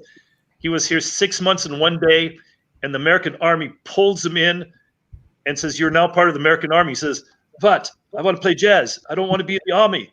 He says, "Well, you're German. You're an engineer. You're in the American Army now." He says, "No, I'll go back to Germany." He said, "Too bad. You've been here 6 months and 1 day. You're now in the Army." So now he's very happy that it happened that way. But I'm sorry. I look at both. I always try to look up even. So when I'm saying you have to give kudos to Putin, it is not that I'm a Putin supporter. Oh, no, I understand. Looking from the American perspective, we all have to look at all parts.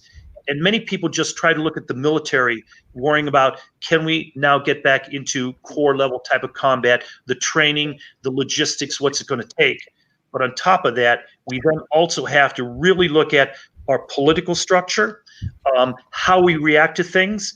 There's great controversy now with Soleimani and the Iranian taking out the general there, and what are the ramifications? What is going to happen with Iran? Even me trying to get on military bases now, I have to go through so many more hoops than I did last year. Because you're saying stuff like this on a podcast. Well, no. Damn it! Why did the Germans win? I say that you say the truth. You just gotta go out and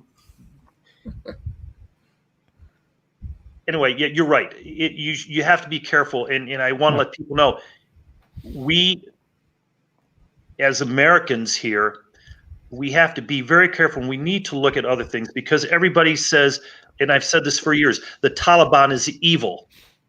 Well, why are they the evil ones? Why? Well, we're fighting them, and they believe in the wrong God, but what do they really believe in? 99% of people in the Western world don't know the basis. Well, they want a caliphate. Extremists. So that's a bad thing. That's a bad thing. It's like playing a chess opponent and not knowing the rules of chess. Yeah. Because I got that Marine Corps mentality. I'm really simple. I like, the Marine Corps mentality. All we care about is war fighting.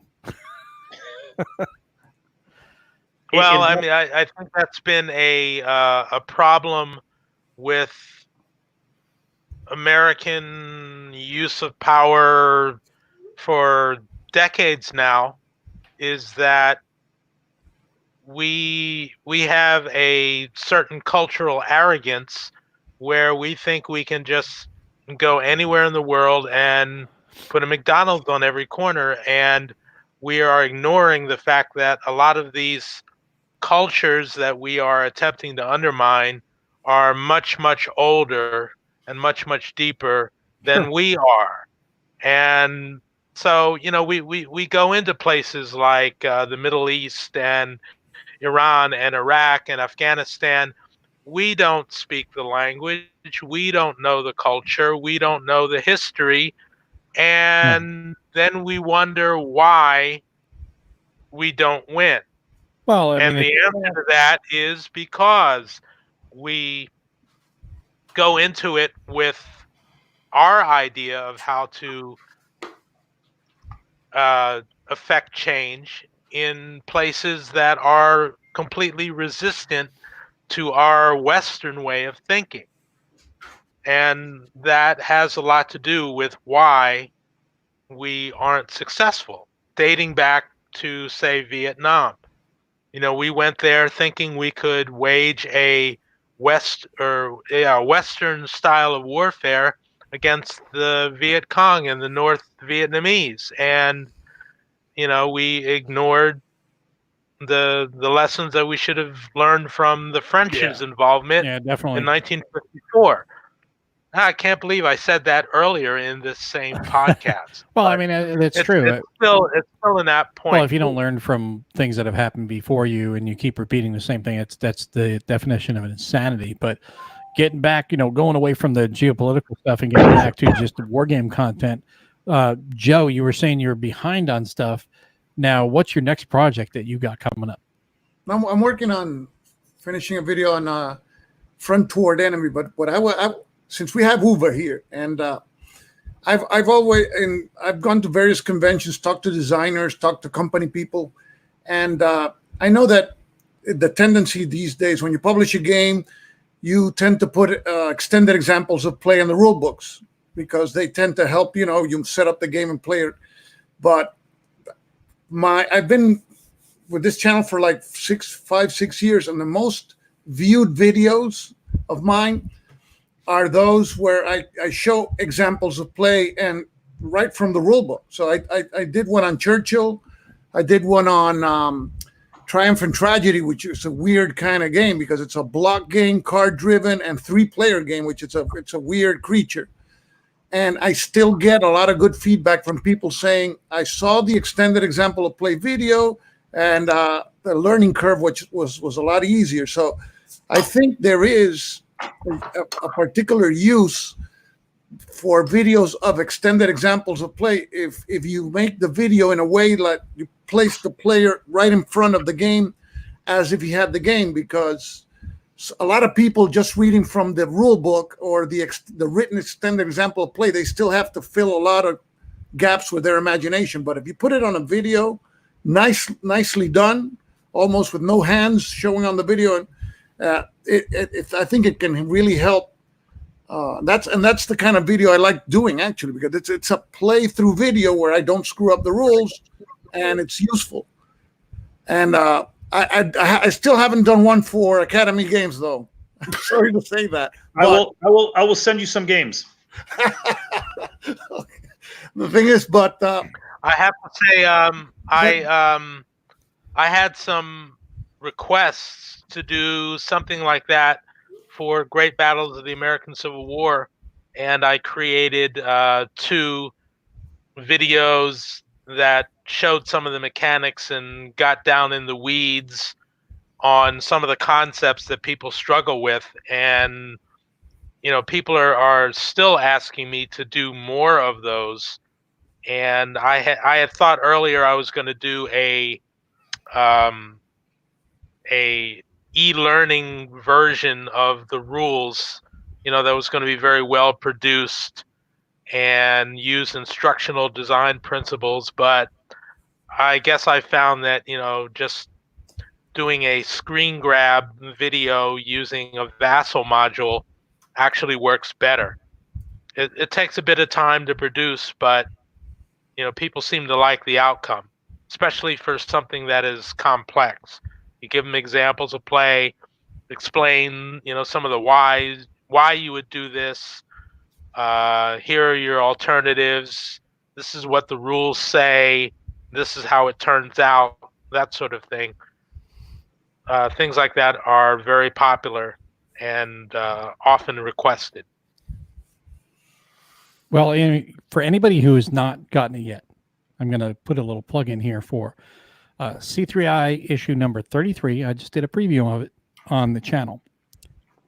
Jose is in that the issue, talking about him and what he does for our Wargame community. And Joe, I want to just thank you right now for all the videos. What issue is that? Issue 33. So we're going to give a big hand here for Jose. Thank you. No, thank you for all you've done for our community. And you're a huge part of our Wargame community. You do a lot of great stuff, and we really, really appreciate everything you do. Because your videos are really fun to watch. They're not just informative, but they're fun, and that's something that is really difficult to for a content creator to always get across. Everyone has their own personality, but you are definitely, like you were saying before about, oh well, I'm just doing the example of play. It's your personality that comes across that people latch onto. It's that voice. It's the voice.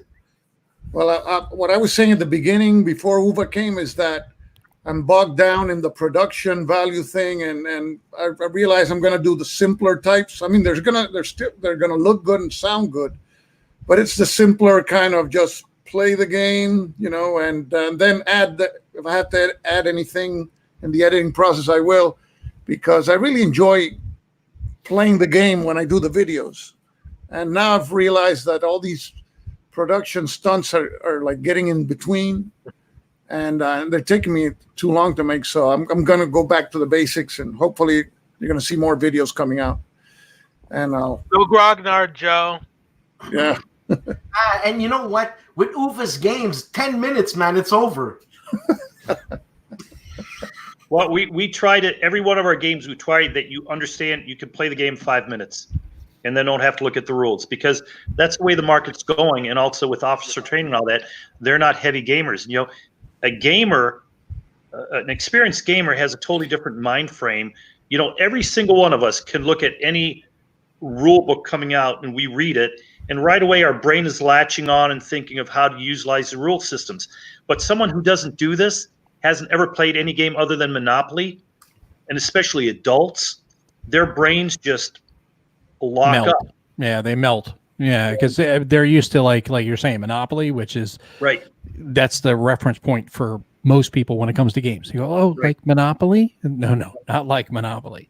And you know what? Or Trouble or something like that. I don't know if I'm the only one there, but sometimes when I suggest to someone, hey, let's do you play games? This and that, and they'll say, oh yeah, I've played Monopoly. Oh yeah, you sound like a Canadian. From Fargo. No, it's from Fargo. Oh yeah, and the thing is, they'll say, yeah, I played Monopoly, and right away I can't help but think you're stupid. Well, no, that is the mass market game that everybody knows. It's just an easy reference point. Even people who haven't played Monopoly will defer to Monopoly. We'll say, oh, like Monopoly, and they have not played it.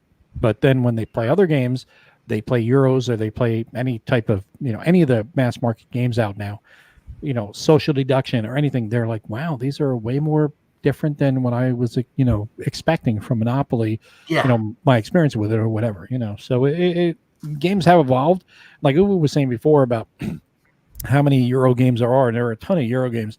As a matter of fact, I think the market is so oversaturated right now to the point of where games are copying games that are copying games that are copying games. It's kind of almost to the point where it's like there's not a lot, there's very little that's new. Everything is just like, kind of a similar, replicant of the other game prior to it, just, reskin it.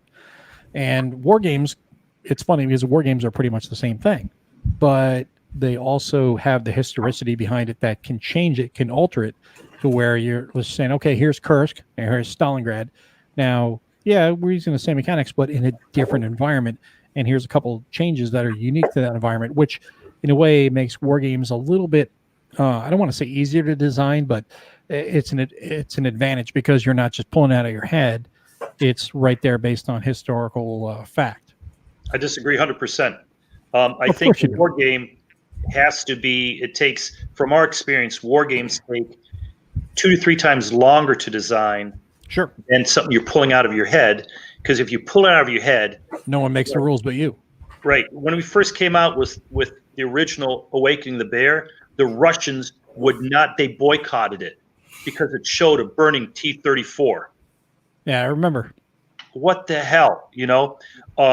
So, and from our experience, everything has to be so exact with a historical game, and especially games that are taking on and touching on social issues that may be out there. You know, we're in designing a game on Afghanistan tactics based on the bear went over the mountain, you know, the Russian invasion of Afghanistan in the 80s. And then the next game is the Americans in Afghanistan and looking at the different type of tactics, what's changed, how the tactics were utilized, how we had to change over from an Iranian type of mobile type of attack and a type of holding control to on foot smaller units in Afghanistan. So I think doing historical actually takes more work to substantiate it than a total fantasy. One other thing I want to say, though, is that our military nowadays is so well trained. The volunteer, the way the Army, the Marine Corps, the Navy, Air Force are going through games, the officers coming through, not the base grunt guys, because those poor guys, they go through boot camp and, you know, they do their time, they're in, they're out, but their depends level on their leadership, though. Depends on their leadership. Exactly. And our leadership now, I think, is the best leadership in the history of humanity. And I think that gives us such an incredible advantage. And when I said before that Americans know nothing about what some of, like what ISIS stands for, what the Taliban stands for, other than that they believe in the wrong God and they're evil, and it's okay to torture them, but it's everyone. They don't know really what we stand for. It's not an American deficiency, it's a human deficiency that we always look at our Gegner, our opponent, as it's tribalism. Yeah, they're the evil guys and we're the good guys. But we will never, true peace, as you know, doesn't come about through conflict.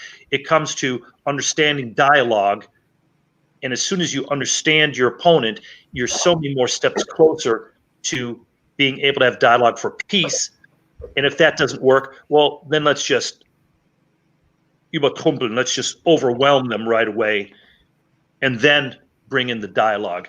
Like what we did with Japan was beautiful. We totally had annihilated a nation, but then we built them up and gave them back self-worth, and same like they did with Germany and things like that after World War II. And I think that is one of the big things that America, our advantage. Well, you know, that's a good point you bring up in a way about warfare. You know, we have not fought the last real war that was fought. I don't want to say real war, that's bad terminology. The last true war that was fought was World War II. After that, everything post 1945 has been police action or limited warfare, whatever you want to call it, that has not been a declared war. Like, you know, World War II was a declared war, and it was a world war, and it was terrible. You know, so many millions of people died, but it was a war to win.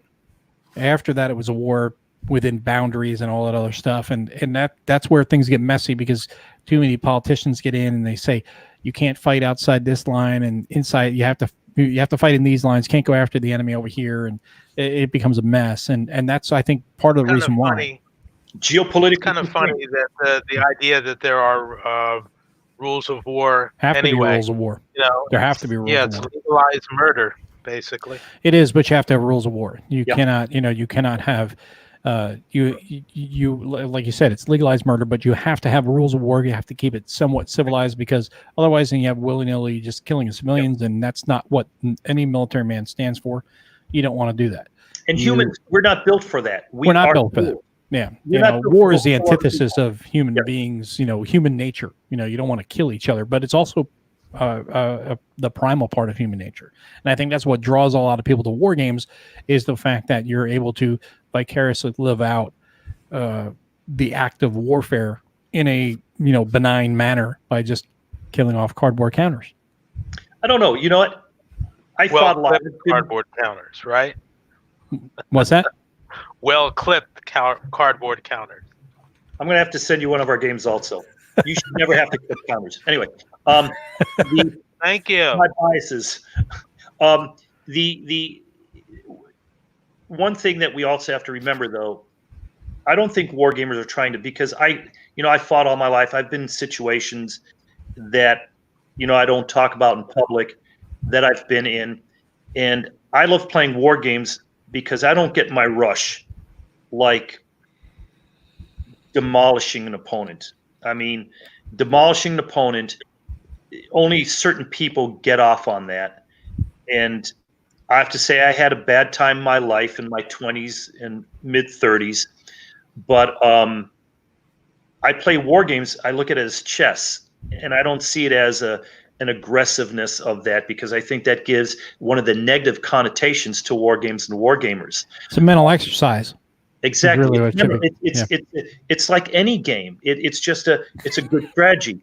But I also want to say, it's so important. We as Americans, America stands for ideals. And a lot of people say we've gone away from it. And I disagree.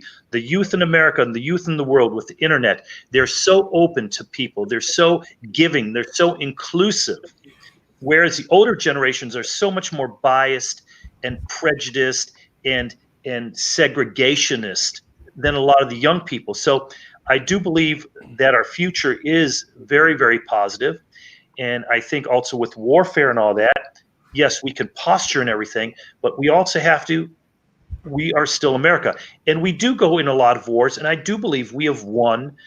Sure, we have the negativity of Vietnam and Korean War and Bosnia and all these confrontations, which haven't been wars, just policing actions or conflicts. But yeah, we've gotten bloody noses, but America is still #1 in the world. Everybody wants to come to America. Everybody listens to our music. Everybody watches our shows. Everybody watches America's Got Talent.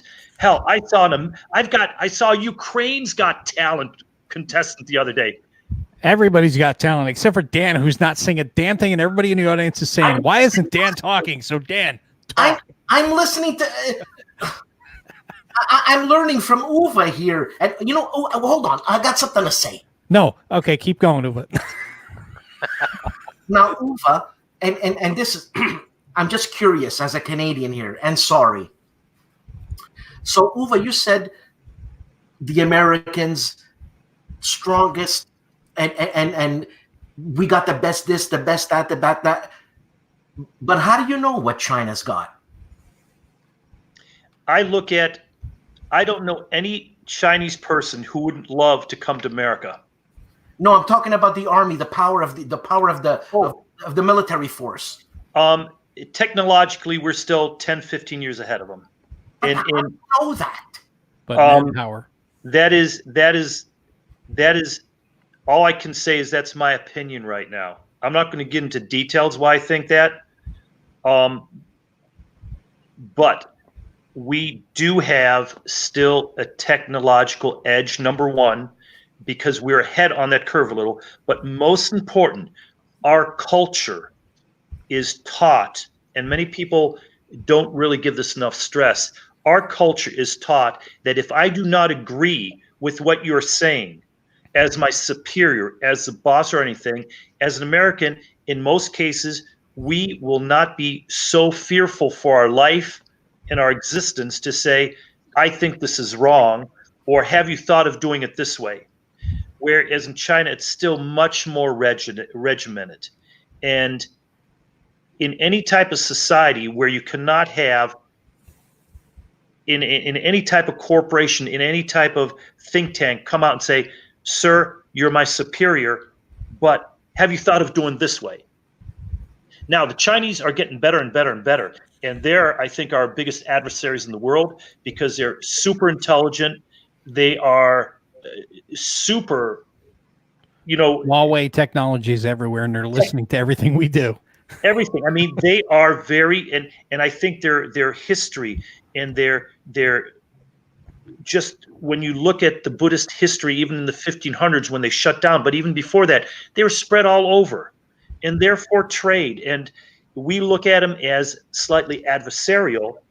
I don't see them as much. We're afraid they're building islands in the middle of the Chinese Sea and all that. Well, hell, we've got air bases in Thailand and everywhere in a ring. Well, so, that's also the subject of Harold Buchanan's upcoming Flashpoint South China Sea. Oh, super. So it's very interesting that we do have to, I think, of all the people, we have to study every little tactic that the Chinese are doing, because I'll guarantee you they have whole college and officer graduate programs on analyzing exactly every training aspect that the Americans have. And unfortunately, we're very open, because every type of classified type of training that we have is open to the public 3-4 years later. And you can, after a time, you can see and predict, you get the Selden effect. Yeah. Now, Uwe, why does it seem to me like you're withholding information? No, I'm not withholding information. Of course, Cue the song "Secret Agent Man" right here. No. He'd tell you, but then he'd have to kill you. No, it is because everything that from my experiences is just situational awareness. Okay, I talk to a lot of people. I talk to a lot of people in the American military, in the English military, in the German military, and you get feelings of stuff, and you pull stuff in and stuff like that. So, and nothing's classified, because anything classified you never talk about. But there's so much open information out there that we as Americans, we have the, I think, best intelligence in the world,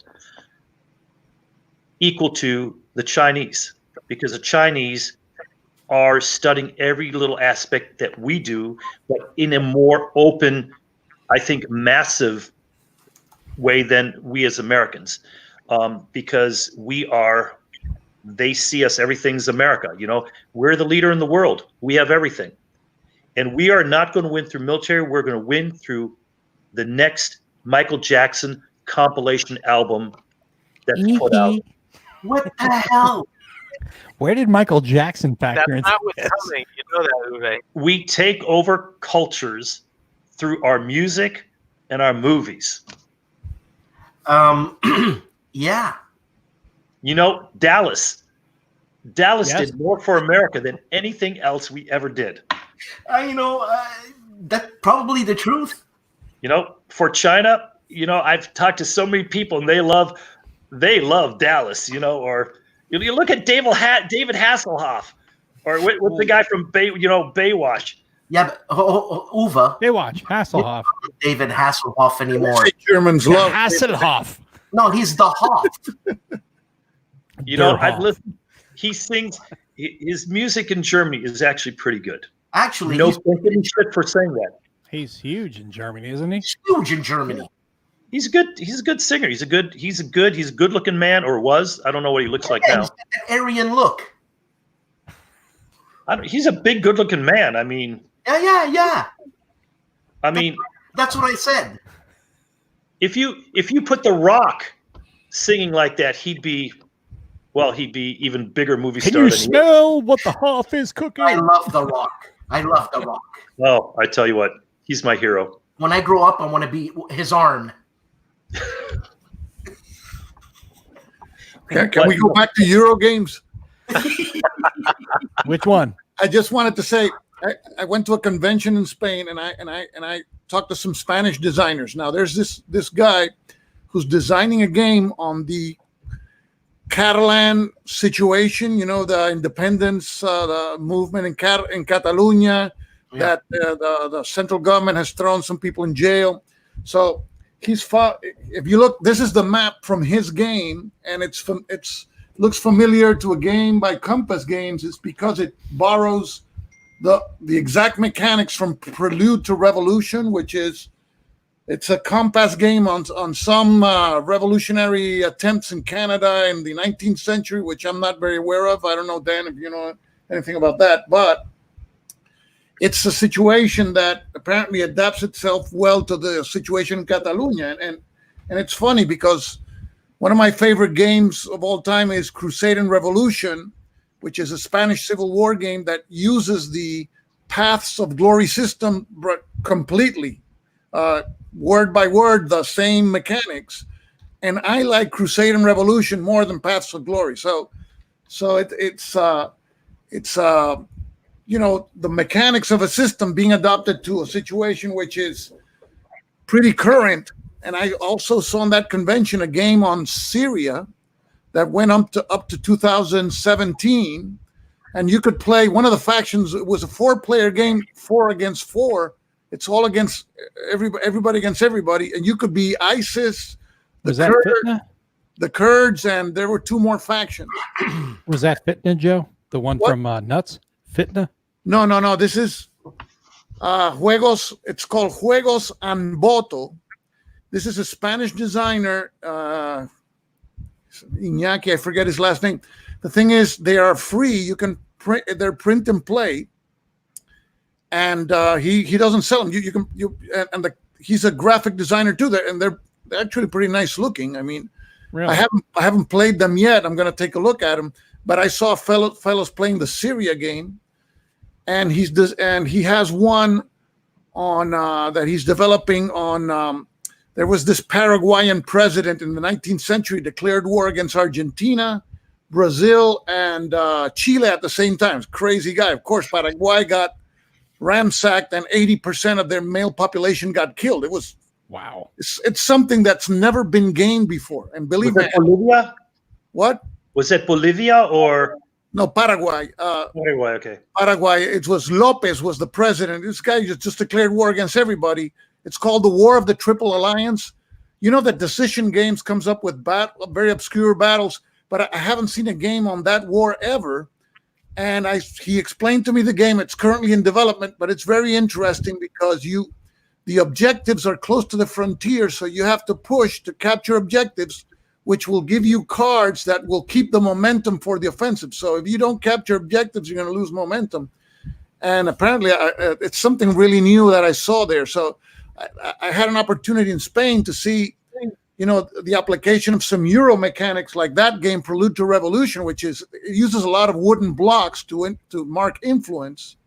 And in addition, some designs on war games on topics I've never seen before. So, wow. Joe, the game I think you're talking about from Compass Games, something Rebellion Upper Canada. The one there. I know. It's a game. I don't have the game because for some reason it's very expensive. It's like $100, and I don't know why. And the topic if it's a Compass game, that would be why. Did you just say Compass Games is expensive? No. But it's so I'm gonna be. He sent me the rules also, and it has already an extended example of playing. That's one of the videos I'm looking forward to doing. I was going to ask you, are you going to do that video? What? That's what I was going to ask you. You're going to do that video, correct? I'm going to do that extended example play for that game, which hasn't been published yet. He's looking for a publisher, so I said I'll help you out. It's going to be in English, so let's see what happens. You know, and no, that's interesting because those new, like you're talking about right there, like the modern conflict with Catalonia, a lot of people are ignorant of. And that's the wonderful thing about war games is it's a way of conveying through an entertainment medium information, you know, current information or past information, either way, to educate people on, you know, situations that they were otherwise ignorant of. For me, I'm always interested in playing games on topics that are not, you know, Battle of the Bulge, D-Day, and again, it's something different. And that's why I'm interested. And then there's another thing that I saw. There's a Spanish designer that has a game called On the Other Side of the Hill. And it is all the players. It's a cooperative but competitive game. all the players represent different branches of the German military, and they're trying to stave off defeat.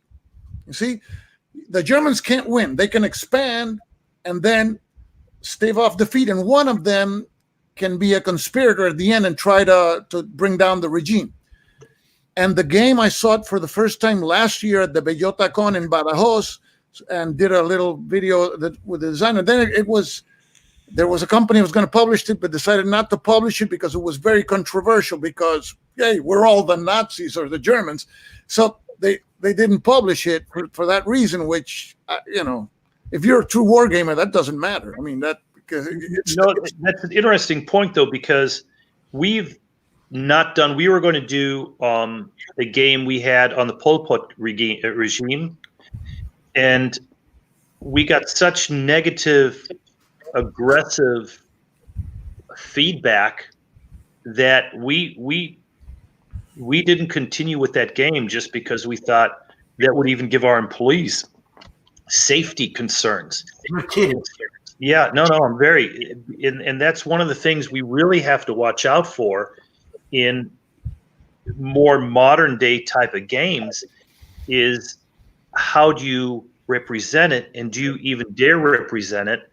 Because I'm afraid it would target our company to the wrong elements in negative ways, because we've got employees worldwide who are salaried employees, and I'm very concerned about that. We're just a private company. We're not in any type of, our headquarters here in Ohio, I have no problem. Everybody on every desk has defensive means, which, but our foreign, employees, I'm afraid of that, or even some of our employees in the bigger cities. So there's definite reasons why companies don't, even like us, don't publish a game. And it's not just would we make money and would it be popular, but what is the ramifications of some of the players or the factions, because they're still all alive, and it's very, very today. Well, the thing is that, but there are some subjects that are worthy of discussion, worthy of debate, worthy of all kinds of things, but you just wouldn't want to make a game out of it. Like something like the Holocaust. You just couldn't. You can't go there.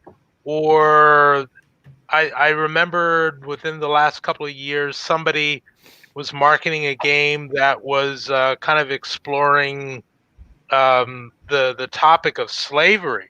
There's a couple of games. You're talking to one of them right here. Was that Freedom, you? Freedom, was the that Underground. Yeah. That's our best.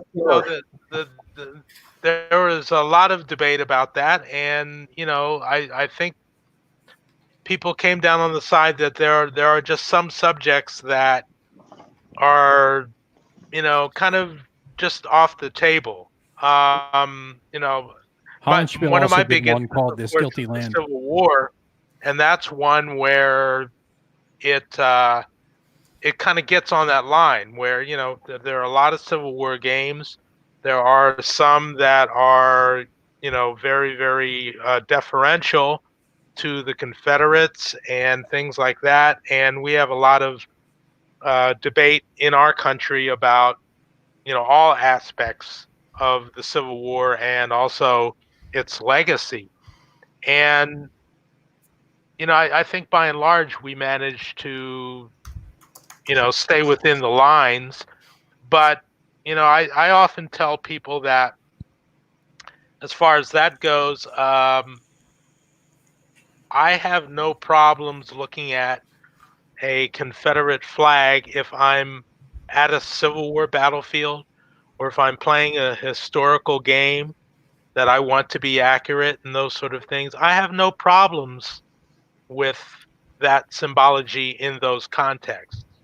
But I got to tell you, it's a little bit different if I'm like I was a couple years ago, driving out of West Virginia and watching a pickup truck come barreling down the road with the very ironic juxtaposition of both an American and a Confederate flag flying out of the back of their big wheel pickup truck.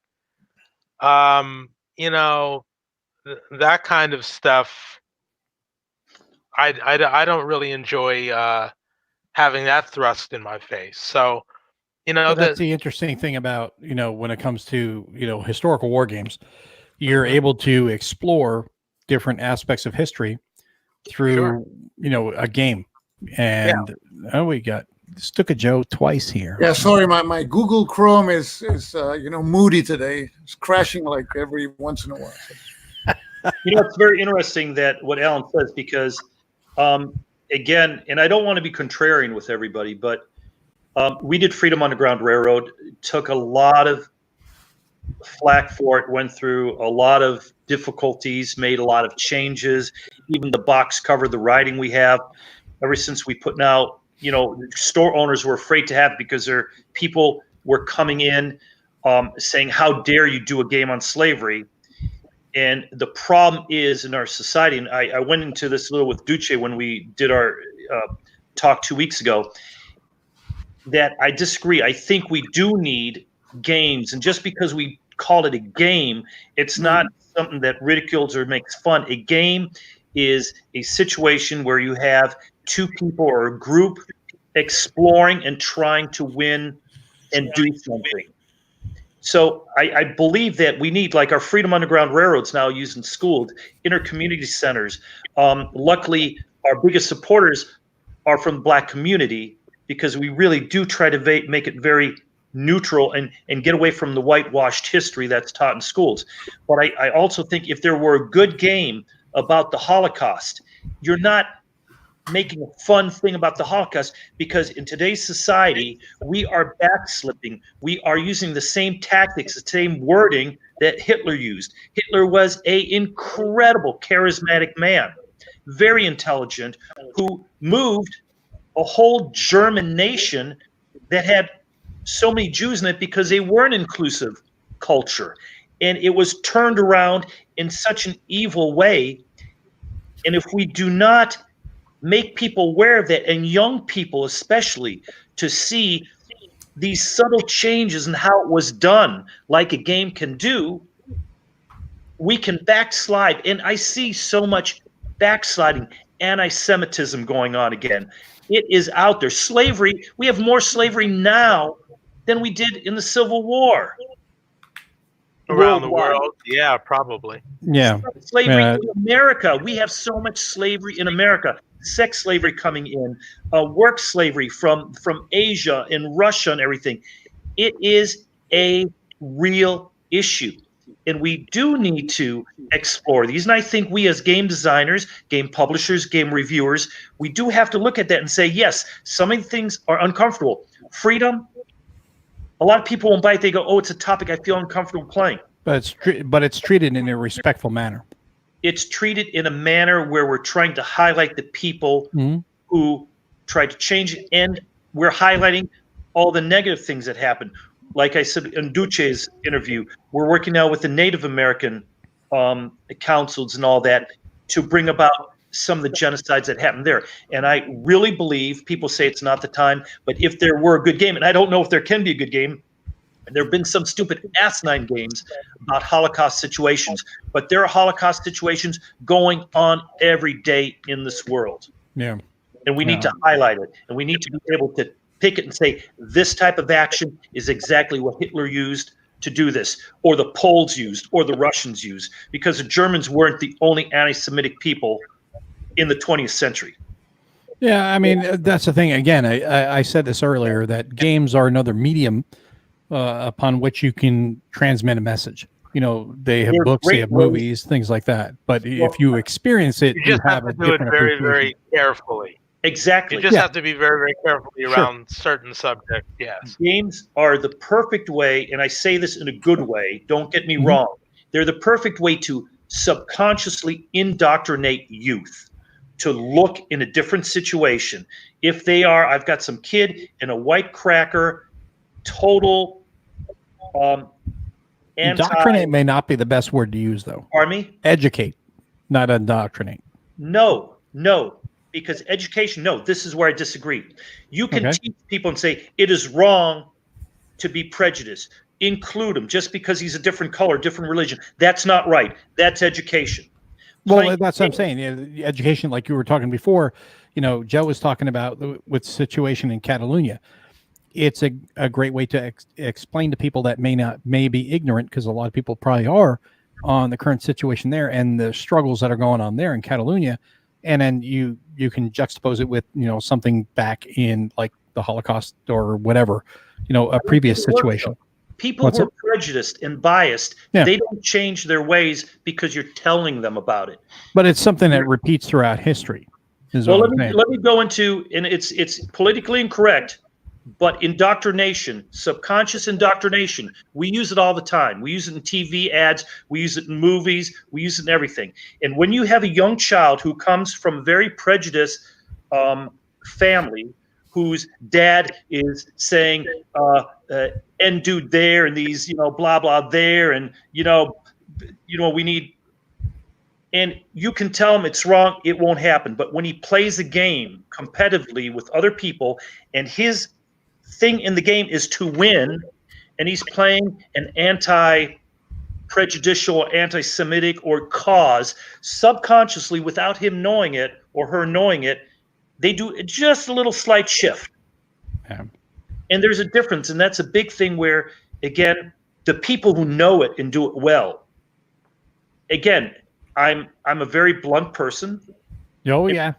You should not say indoctrination and all that, but subconscious indoctrination, instead of preaching to someone, is the subtlety, and I think it's much more effective in good ways, and you can turn it into bad ways.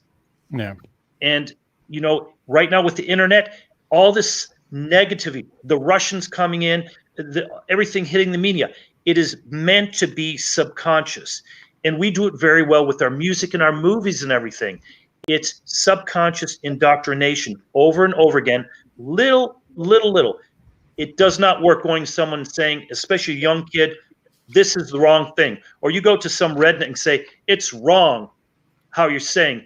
Goes, but here's the thing, like you were saying, this subconscious indoctrination, this is where games are superior in that manner. And whereas if I write a song and I'm an artist and I present a song to you and it gives you one viewpoint, whereas with a game, I'm giving you both viewpoints. If I design it right, I should design a game that's balanced. This is, definitely hate these guys. And then the other side should be definitely hate the other guys, whatever. And you're seeing it from both perspectives and why. And then if you, as a gamer, solitaire gamer, especially war gamers, we play a lot of games solitaire, we'll play both sides. And, first couple times you're just like working through the whole, I got to figure out how to do this without cheating myself with the experience. Once you get past that, and once you've trained your mind past that, you will let the narrative unfold, and then you start seeing from both perspectives. And then that's when you come to a realization. That's when you have that moment to where you're like, oh, I'm looking at it not just at one side. Now I'm looking at both sides, and I'm having a better revelation of the whole situation. Yeah, but Mo, you cannot have players play a slave breeder, because we bred more slaves between 1807 and the beginning of the Civil War. I mean, we quadrupled the slave population without importing more slaves. It was a business. Yeah. You cannot have player playing that side, and that's where with Freedom Underground Railroad and what we're doing with the Holocaust in the Ohio and Virginia valleys, Shawnee tribes, and all that were just decimated. With some of the tribes going the Holocaust, you cannot have people say, "Oh, these are the bad guys." Play them. Unlike what we do with war games, play Taliban so that you learn their tactics, so you know how to react to them. Well, that's the thing. You're looking at it from a tactical perspective. You're looking at it from the chess mentality. Right. So it is very difficult. So I think if you do a game on the Holocaust, you have to concentrate so you see the slow slide down in every society where prejudice can get a hold on a society and a culture. Joe is racing to Okay, Moscow. Uba. This Sorry, is, I get very adamant about. no, but this is, listen, this is Race to Moscow. This hasn't been published yet. This is it came out in Kickstarter. This is Phalanx Games. This is one of the videos I have to make. The Kickstarter ended like a month ago. The thing is, here, this is a semi-cooperative game. If three players are going to play, we're all German army group commanders. Mm-hmm. So we're all German. Yeah. And I have Army Group North, you have South, and let's say Dan has Center. And we have to advance. We have some common goals, but at the end, I want to capture, for example, if I'm Army Group North, I want to capture Leningrad before Dan captures Moscow. So that's the way I win. Yeah. Now, when Phalanx Games came out with this for Kickstarter, it got a lot of flack because, this is glorifying the Germans or the Nazis. And this is okay because you're fighting the Russians, and we hate the Russians. It's a good thing nowadays. Seriously, you could not do that in a different way. And that's a game. It's the same system like I think it was Race for Berlin or whatever that came out a few years ago. And Michael Ozon in Phalanx Poland does incredible work. No, I think they do very innovative games. And the thing is, if you're a war gamer, I don't care. I'll be that's the thing about wargaming is I play one side, I'll play the other side. To experience the whole thing. Today, I'll be Russian tomorrow. I'll be a Mongol 2 weeks from now. It doesn't matter because what matters is the situation. You see, right? You know the formidable situation we have. We're going to try to conquer Russia, this vast space. We have 3 army groups. I want to get the glory before Rundstedt or the other guy.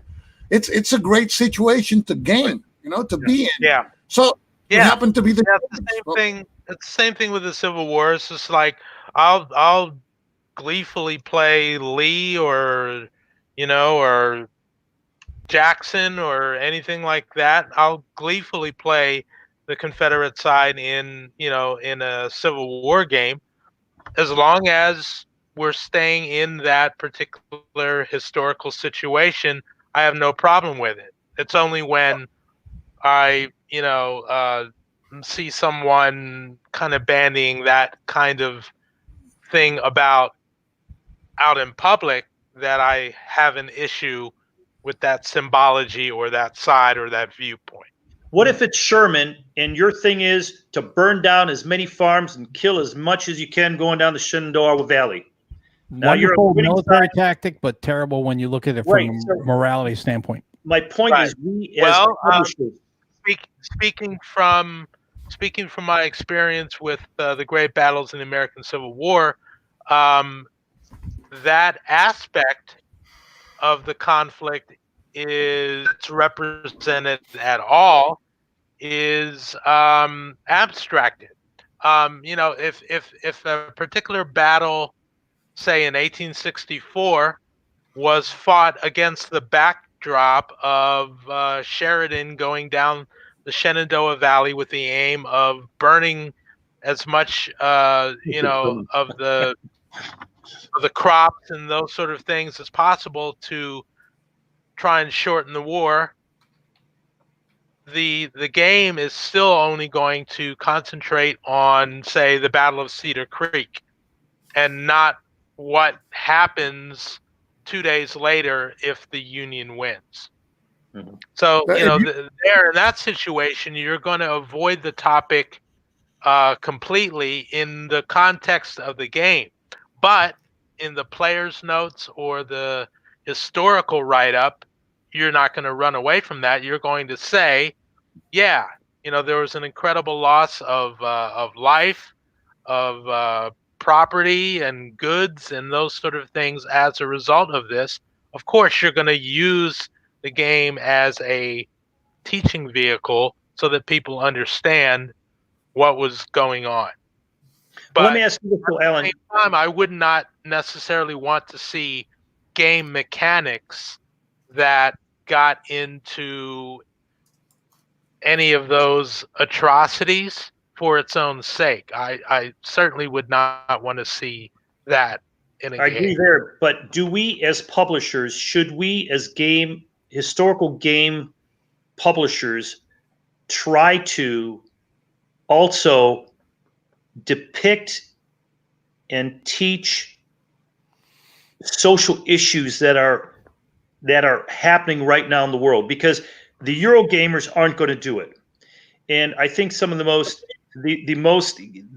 most controversial but also most effective games out there are coming from wargame like Phalanx in Poland. We're going more and more. We have quite a few projects. We're really trying to look at that, and we're even working with people in Thailand, all that, working on trying to get games on identifying the slave trade in America. So kids, if they play it in a fun way, but it's portrayed in such a way that they see the signals by playing the game, that'll help them maybe identify this calamity, or even how they're pulled in. Right. Well, I guess I would have to say that you would have to take all of those on a case-by-case basis and be incredibly Empathetic. careful Yeah. with what you're doing and how it's presented, because I mean, to go back to that the example of the Holocaust, is like you just couldn't have a game situation where if you're, say, successful as the Germans, you end up eliminating an entire group of people. And isn't that fun? I just won. It's like that whole idea would be so reprehensible that I would think that you would probably deserve whatever bad press you got from it. However, if you take the same situation and you do it a different way, in that it educates and teaches how terrible that episode of history was, then maybe I could go with you.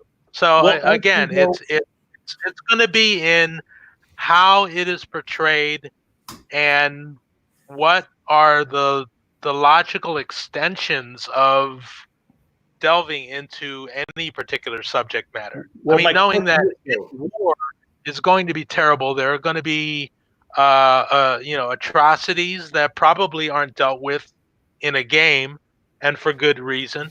So you can't get away from the moral ambiguities of it in a war game, because war in itself is terrible. So, with that caveat in mind, you just have to use a lot of judgment, a lot of taste, and a lot of discernment, and balance that against an opportunity maybe to teach a message. Well, the other thing too to keep in mind is this: is as terrible as war is, and it is terrible. We're talking about games, and it's a form of entertainment and at the same time education. So you have to make it entertaining and educational at the same time. So you have to balance that. Right, and that's the whole thing, is that you can't mix the entertainment with concepts that are completely repugnant to all kinds of audiences. I'm going to have to send you a copy of Freedom Underground Railroad, because and some of the other games that are out there like this, because I think war gamers, they don't play games like this because it's not a war game, but I think it's right in the genre for war gamers. And everything you're saying is correct, and that's exactly the way these games are going. My question is, going back again, should we as publishers and game designers try to concentrate at least a portion, or hope that a portion of the games coming out are depicting current day geopolitical happenings, cultural type of momentum, things going on that are bringing about the problems in the world, trying to highlight the slavery. I'll tackle that. I'm not really sure that concept of doing something that is basically a current event is necessarily a good idea, because a good war game on any subject, maybe even including your game on the Underground Railroad, has a historical basis behind it and time for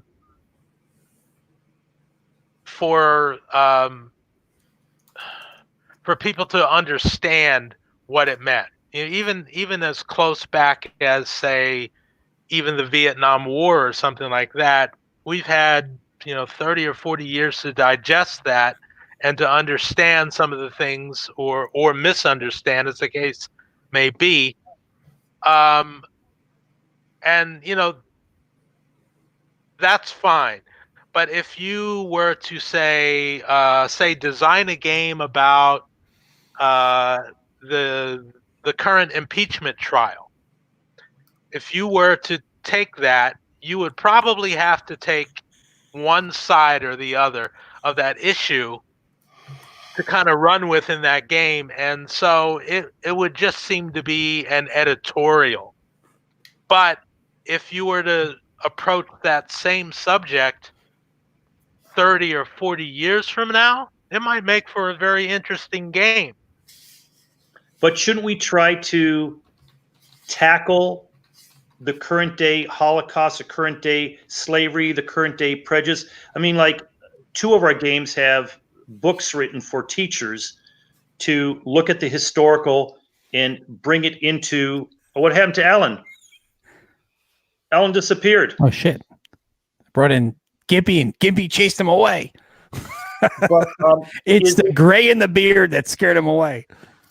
Can't help it. What's up, guys? We were just talking about you a little while ago. But the question is should we, as game publishers and designers and reviewers, try to look at and maybe put a little more focus on designing games that people play that will make them aware of a lot of these still atrocities going on in the world and society? And our answer, because we're trying to do games and publish them. It takes many years because they're such sensitive topics. And we know they sell because Freedom sold tens of thousands of games. But should we, and I think the teachers and everything are asking more for it, should we, though, as reviewers and publishers and designers, try to start putting a little more thought into games that are fun to play, but also give a deep fundamental message on, could be, the immigration problem, could be against a gay and rights, things like that, about religion, genocides going on in Africa, things like that, which are a very involving game. And would gamers actually want to continue buying these games? That's a question. I don't know. I don't know if it's a way to go or not. I think so. I mean, from a gaming perspective, it goes back to what Joe was saying before about Catalonia.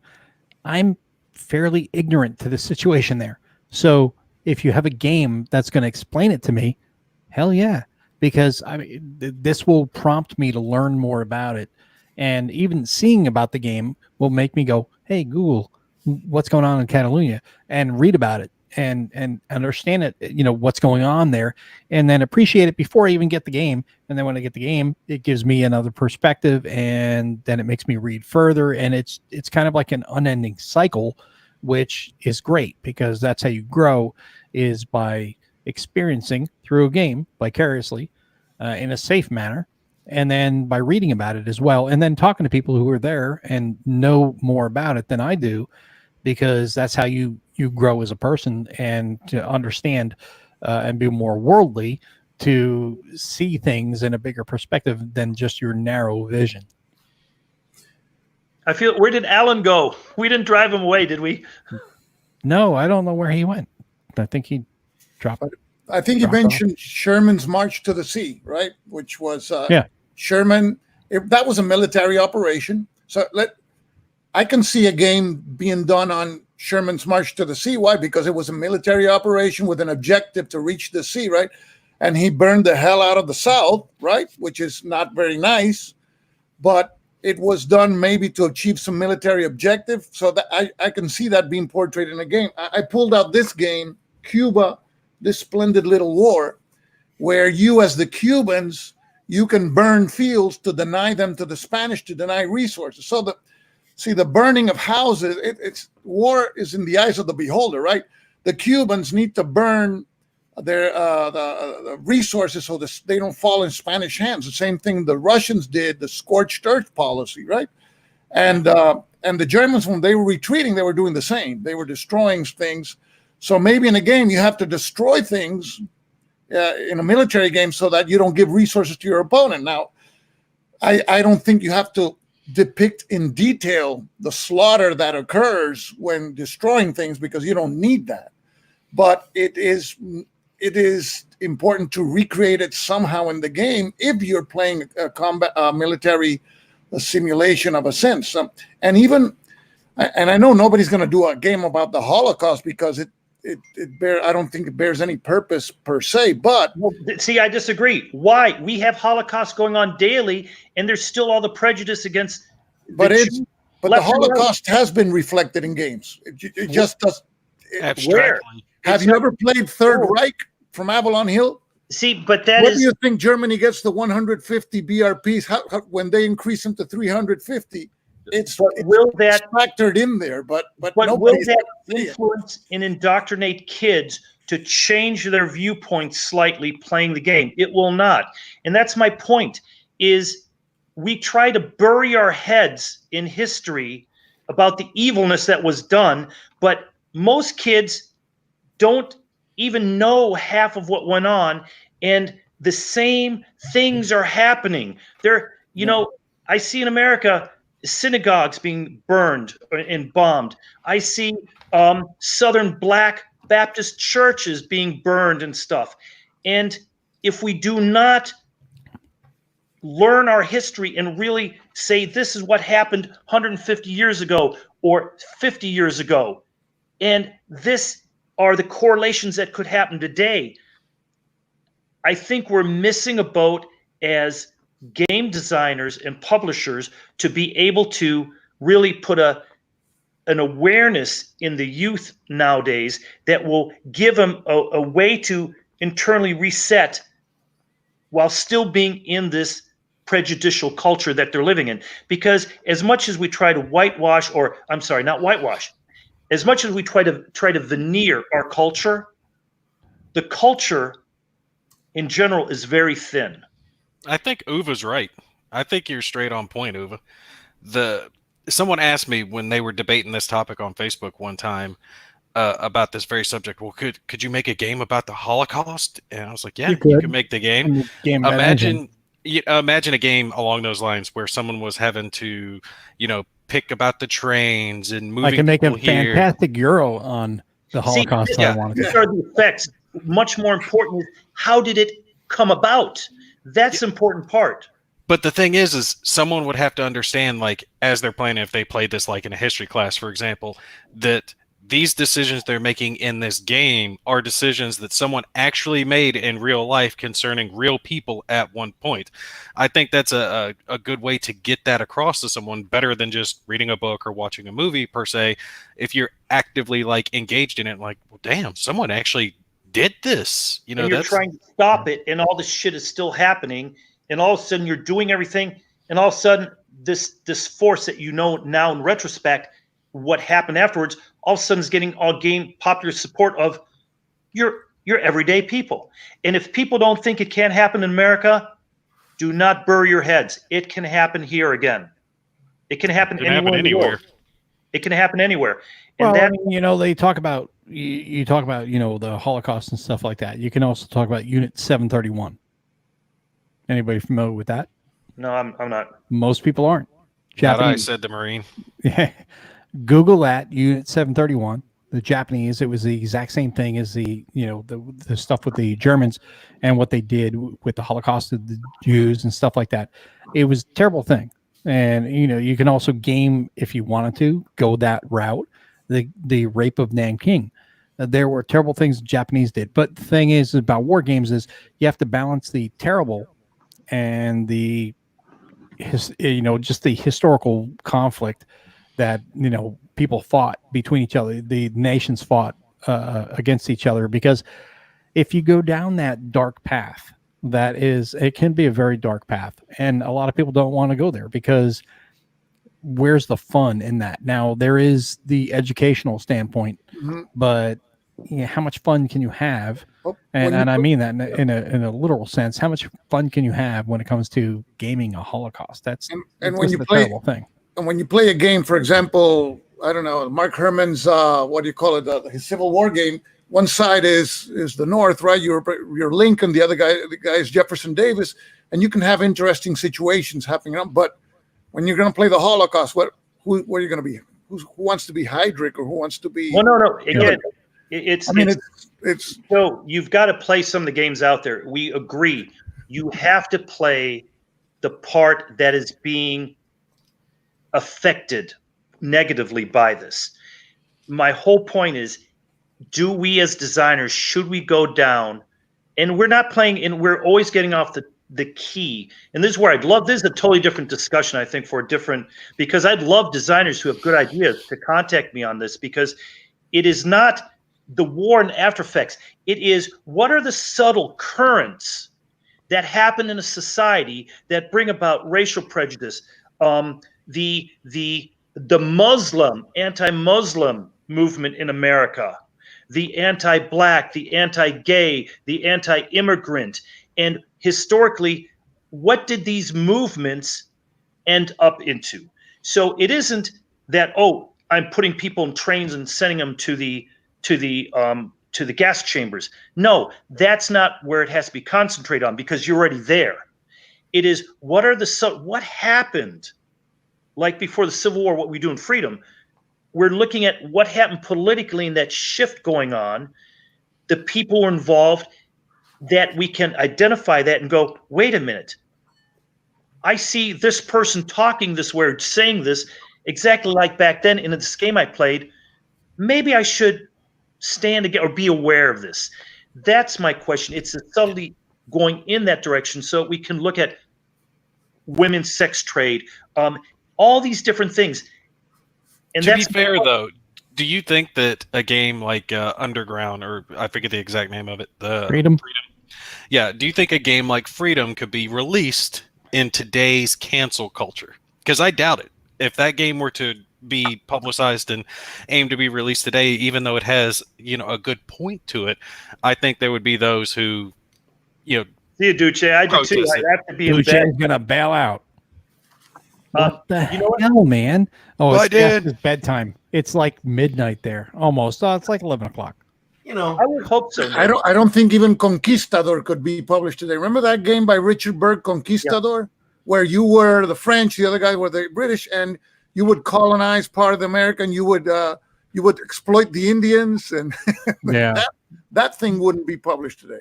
I think that's sad, though, that when you can't have a game like that published because you can't discuss those things, because people will find it too sensitive.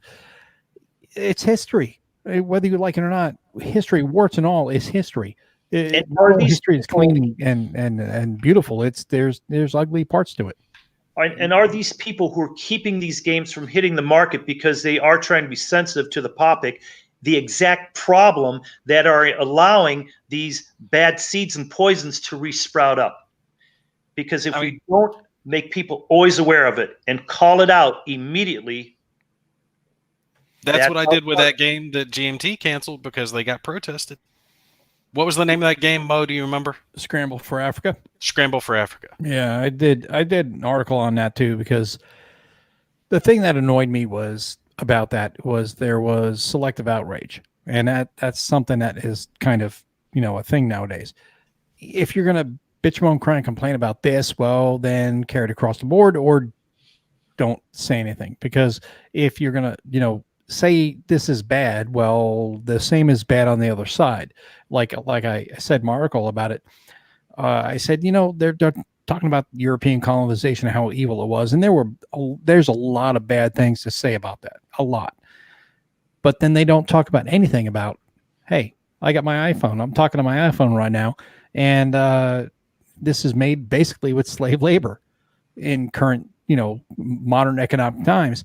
This is made with slave labor. These people, they have nets out there to stop the Chinese workers from jumping off and killing themselves. Oh yeah, I've heard about that. Yeah, so I mean, it's, if you're going to carry it one way, then carry it across the board equally, or else it's selective outrage, and that's where I get a little frustrated with that. But the fact that all right, so they were upset because it was the colonizing of Africa, but it's like, how many games are there about colonizing America? Yeah. That's my ancestors, Native Americans. How come it's okay to colonize my people, but it's not okay to colonize other people? Well, it's that way. You can't have some that are okay and some that aren't. It's either all okay or none of it is. Yeah, everybody's been exploited at one point or another, and it's terrible. It is truly terrible, but that is also history, and that's why we play war games, because we like to explore history. And guys, I'm sorry for pulling us down this dark hole. You always take us down this dark hole. But it's. I'm going back to my model over here. T-34 is anyone? Yeah, I don't even know who won in Iowa in the Democratic. No one does. Oh, it's still not Bernie, I think. Bernie did. I think it was Bernie. A few of the articles I read said he was doing pretty well. I thought it was Buttigieg the last time they said it was him. They're talking about, I mean, I don't want to get sidetracked, but they're talking about the DNC cheating and that they're trying to push Bloomberg because he's paying them and giving them all this money. And all I have is 3 words for that whole thing: worst app ever. They had counted only 68% of the votes. Did the other 32% appear? You know what? I vote for Joe. I think Joe wins. Did they vote by an app? I'm not running for anything. Oh, you don't even. No, but I'm voting you in, so you're going to win. Nate, they vote, and then whoever doesn't get at least 15%, they get to re-vote for the people who got over 15%. It's like a 3-stage vote. It is the most convoluted. Oh shit! Yeah, it was interesting. I got a question now. Anybody in the chat that's still left? Anybody here that's on right now? Who's coming to CSW Dallas next month in about 3.5 weeks? Who's coming to Dallas? Did you say? Yeah, CSW Dallas. CSW Dallas. Joe needs money. Yeah, come out to Dallas. Actually, the funny thing is, it's called CSW Dallas, but it's actually 8 minutes from my front door. Wow! So it's awesome. I will put a plug in PresCon in Charlottesville, Virginia. End of this month, we're going to be there, and we got in. We didn't get a booth; they were too full, but they gave us some people in the hallway. So I'm so excited to go to PresCon. Hope to see a lot of people there also, and and then I'm going to have to talk to Nate with some ideas we have going on. How far away is PresCon from Raleigh, North Carolina? Do you know? I'm from Ohio. That's where's PresCon? How the hell? I'm saying it's in Charlottesville, Virginia, and that shouldn't be too far away from me. A couple hours, maybe. If it's that close, I should be able to do that. PresCon is Charlottesville. It's in Virginia. It's 1.5 hours from Quantico. Yeah, that should be maybe 2-3 hours for me, depending on which roads. I'll take a look at that. Yeah, if it's close enough, I could make a day trip out of it. But we are going to be at WBC either way. Yes, outstanding. Yes, I'm supposed to be there too. I have been told by Dave I have to be there, so I will be there. Joe, you're coming, right? I don't know. I don't know if I can make it. I've traveled to Spain in January. I'm going to Consim World, and we're gonna have a GoFundMe to get Joe out to WBC. I swear, I want to have Joe out there at WBC. Well, no, this way. Yeah, the other way. Yeah. That's the guy that got me started, man. Like before I even had a war game, I was listening to Joe. Like I go sleep listening to this guy, man. That's one of the things I've been we kind of got sidetracked today a little bit, but I wanted to say that, and I did mention it in the CS I got CSW on the brain, C3I issue 33. I said Joe is a huge part of our war game community, and he really got a lot of people started on war games. He got a lot of people more energized in war games. And Joe, thanks a lot for everything you do for our community. We really appreciate it. Thank you. Thank you. Yeah, And keep doing Mo it. was texting me, and he was like, Stuka Joe's on. I'm like, Stuka Joe's on? You didn't tell me? What the hell? Well, we're gonna talk to Joe, and we're gonna try to get another show. And he didn't tell me Uva was on either. Yeah, I know. We're gonna I try to just get pulled up. another show. I Next week. saw him bring his bourbon up, his Canadian whiskey, and I thought, oh Which wow, is almost empty now. right away. Oh, speaking of which, Uva, if you are at WBC again this coming year, or this year rather, I want to do that roundtable thing again that we Hell did yeah. previously. If you're game and you want to, join in. You know, my That's why we problem need to get Joe there. isn't it the same weekend as Gen Con? It's like I the think it's exact same before. time. Through Gen Con. Well, the problem is, Gen Con's big for Uva though. Gen I Con's know. way bigger than WBC. Yeah. well, yeah, and we had last year, we had 26 people there running 120 Wow. events and tournaments, and it is huge. But with the coronavirus, who knows? Maybe we're better off in Seven Springs than with 70,000 people packed together, shoulder to shoulder. You can Well, have the Gen Anson Con- Red virus. It had to have sold a lot of Agents of Mayhem for you guys. Yeah. We always do so well there. It's a huge show. I mean, it costs a lot of money too. But it's Before Gen Con? Gen Con, yeah, it's very expensive. Well, it's Very. 70,000 people. It's going to be expensive regardless of, who goes where. It's just, I've never been, and I hesitate to go because it's just too many people. WBC is more my speed, and that's My a favorite small convention. con. Yeah, it's my favorite What convention. about BGG? I love BGG, but WBC just because the hills and everything. Wargames. I love it. I love it. It's good for the family. yes. You remember my wife and my kids were there with me? I got Oh, yeah. an extra kid now to bring with me. And she was bugging me more to go than I was bugging to go. She's like, talk to him. See what you can set up. Come on, let's go. I want to go. I want to go. I was, no problem, babe. I got you. We'll go. And she really liked you too, by the way, Uva. Oh, you're She doesn't you're a know well wonderful enough. family. Everybody in our industry is so nice. Everybody in our industry is so nice. Oh, And we were joking. We were joking about it after we had left the first time, we saw you guys, and she was like, well, he's kind of hot and he's got a neat accent. I'm like, all right, you can't hang out with Uva anymore. Oh, kind of hot. Ooh, I like that. Yeah. She thought So- you were hot, Uva. Yeah. So don't that means get- Lisa's going to don't get get all any the free glasses. games now. Don't get her any glasses, so it's. But No. I still have to hang out with Stuka Joe and play some games. I want to hang out with Stuka Joe too. I want to play some games. I want to drink some whiskey, and I want to just have fun. Who doesn't want to hang out with Stuka? Everybody wants I'd to. love to go. How many people go to that thing? Like 1,500 people? How many people go to that? Mm, I Yeah. thought, yes, I thought they had like 17 or 2,000 pretty yeah, close. somewhere. It's kind of like BGG, but a little bit smaller. Like BGG is about 3,500, something like that. Yeah, 2,500. It's probably like, yeah, well, no, I think now they've upped it to like Limited. 35. So I think WBC is probably around the 2,500. Now it depends because when you go to WBC, every area is a little different. You got to go up to the top area where all the hardcore grogs are, and you'll see the people that go in there and don't come out for like 10 days. They're just up there playing like all these massive 10-day war games with, counters on baking sheets and spreadsheets all laid out. It's awesome. You'd love it. I didn't Joe. even know that place existed for the Yeah. first few days I was there, and I think you pointed it out to me. And I went up there, and I was getting just some B-roll footage for some videos I was putting together. So I was Fantastic. walking around with my camera and filming everybody. And the funny part is when I was in the main areas, a lot of people recognized me, and they'd wave, say, hey, shit like that. But when I went up there, nobody even looked up. Yeah. They were all just like, No, they're focused hardcore exactly grogs. what they were doing. Yeah. They'd weren't know even paying Joe. attention. They'd know Joe for sure. They'd be like, Joe, hey, come over here. Check this out. They'd want you to shoot some footage with them. All you'd have to do So, is speak, man. at what was it, Consum World?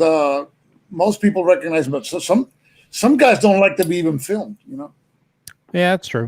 Some And people so are kind of. I always try to say, so is it okay? And most people say, yeah. So Now, Joe, eres de España? no, I'm in Puerto Rico. Puerto. En mi viejo San Juan, cuántos sueños forjé. I heard that you've En lived mis here. años de infancia. Yes, that's right. Bayamón, alturas de Flamboyán. Ah, qué bien. Very nice. Oh man, we can sing Alegre Vengo. Man, I grew up, I probably know more Puerto Rican folk songs and Christmas songs than most puertorriqueños. Y tengo mi R alemán. So I butcher every Puerto Riqueño song so badly. But I tell you what, in mi viejo San Juan, oh my God, even I get tears. Oh boy. Uva, how many languages do you speak, man? Only 3. Just Spanish, German, and English? Yeah, and then dialects and all. But it's in my Spanish, I really have to get going. But I'm lucky because being a soccer ref, the Latino leagues here in the area, they do not want Latino refs because they're afraid that they're related to the other team in some way. So divers. They always get us gringos who speak Spanish to ref because they know the odds of us being related to the other team isn't there because those games are incredible. And the worst thing is uva in Spanish. Uva is a grape. Uva is easy. Everybody knows. They know my name's Uva. Uva. You think they call me every call I do on the other team. Hundreds of spectators on one side are going, ooga, ooga, ooga. It is a blast. There's more spirit in the Latino leagues and the Campesino leagues here in Ohio area than anywhere I've seen outside of maybe some big, World Cup soccer games. It's phenomenal. Where'd Joe go? Look we start talking about Puerto Rico and I'm just driving everybody away. Alan, Joe. Did I ask earlier, was it Alan Emmerich that was on? No. Stigler. Okay. No. I've been trying to get up with Alan. He contacted me. He wanted to talk about the sequel of Thunder in the East, and we haven't been able to. We're going to have him on the show here in the next few weeks. We'll get him on. I already talked to Alan. He's on board with being on, so we'll get him on there as well. But I definitely want to get Jose back on the show. And there's Jose. Here he comes. There we go. He's waving like, come on, let me in. I tell you, my Google Chrome has been fighting with it for the last couple of weeks. It crashes every now and then. So I know it's like it crashes out on you every couple of weeks, or not a couple of weeks, every couple of minutes. Yeah. So Uva, all these Puerto Rican Christmas songs. Puerto Rico Christmas starts after Thanksgiving and ends like the 3rd week of January, something like that. It's like, in the Puerto Ricans do it right. In a neighborhood, like 2 or 3 people, you have the guitars and your instruments, and they go from door to door, and you have to give them. They bring alcohol. The door you go to, they give alcohol, and then they join you. You go to the next neighbor. Yeah, that's right. And after a while, there's a whole crowd just going through. Oh, I love Puerto Rico, but thank you. I've never been yet.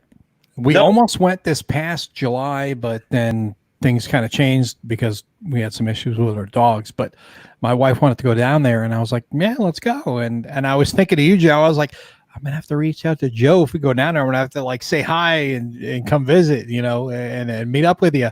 But it didn't fall. I mean, it fell through. It didn't work out. But if we do come back down there, if that plan comes around again, I'm going to say to my wife, I'm taking a day, and me and Joe are going to play Wargame.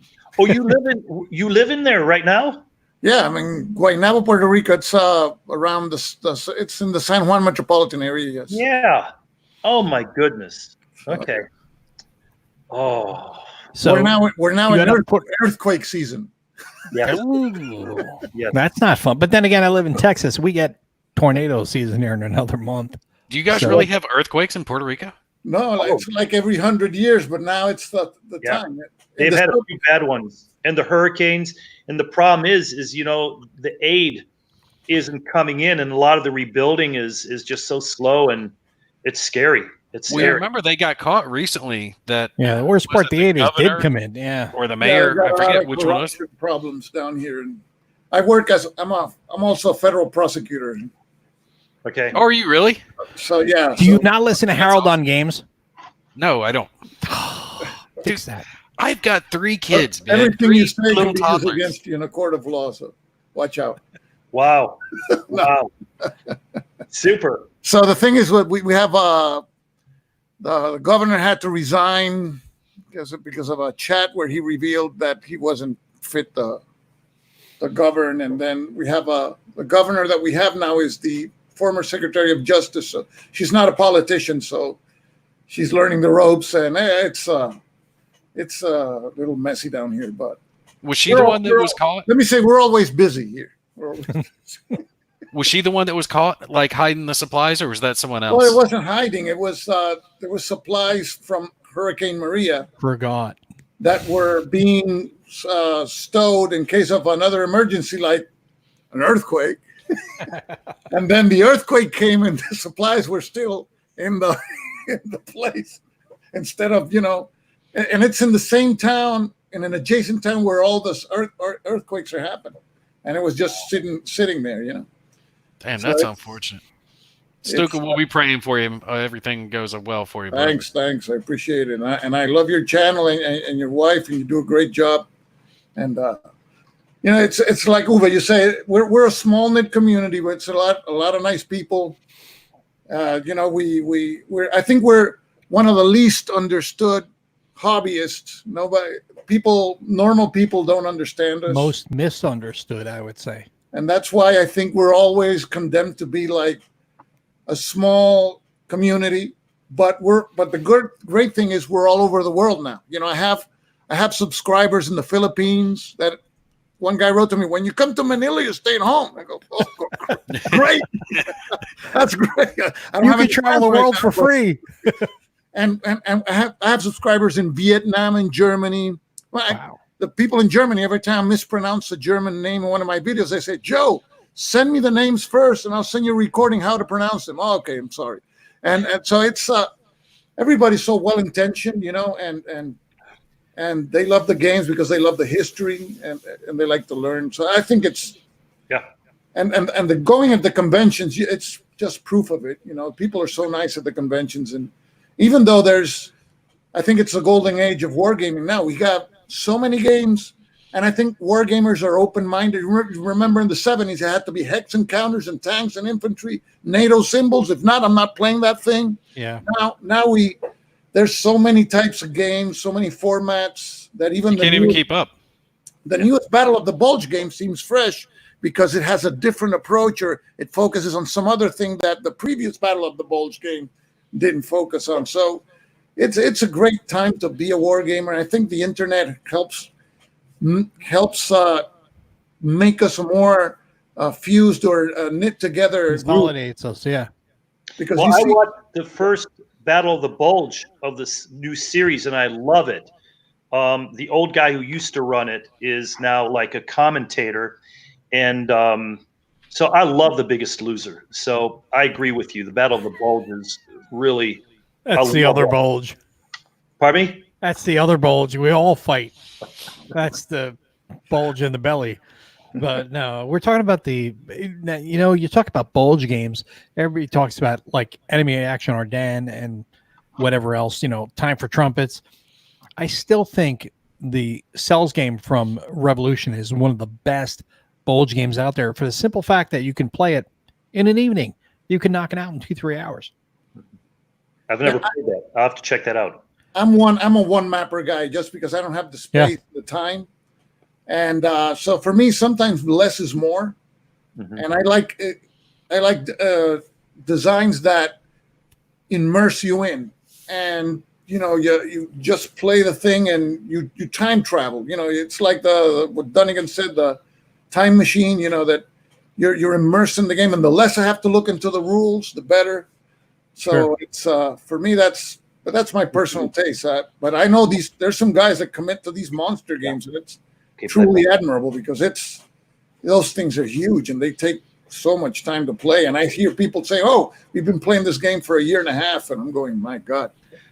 Then you have these monster like fake war games that never happened, thankfully. I'll tell you, not to like kiss up or anything, but if you haven't tried it, the third edition of Conflict of Heroes, I mean, that's I mean, It's straight on fresh point. shit right there. Really, Okay. just it flows so smooth. I love that new system. I mean, I liked it when you were talking about it at first, Uva, but actually getting to sit down and try it and play it, I mean, it just blows it away. I mean, it really took it to the next level.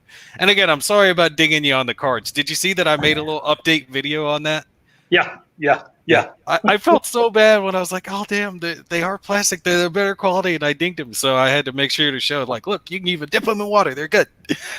Everything's good.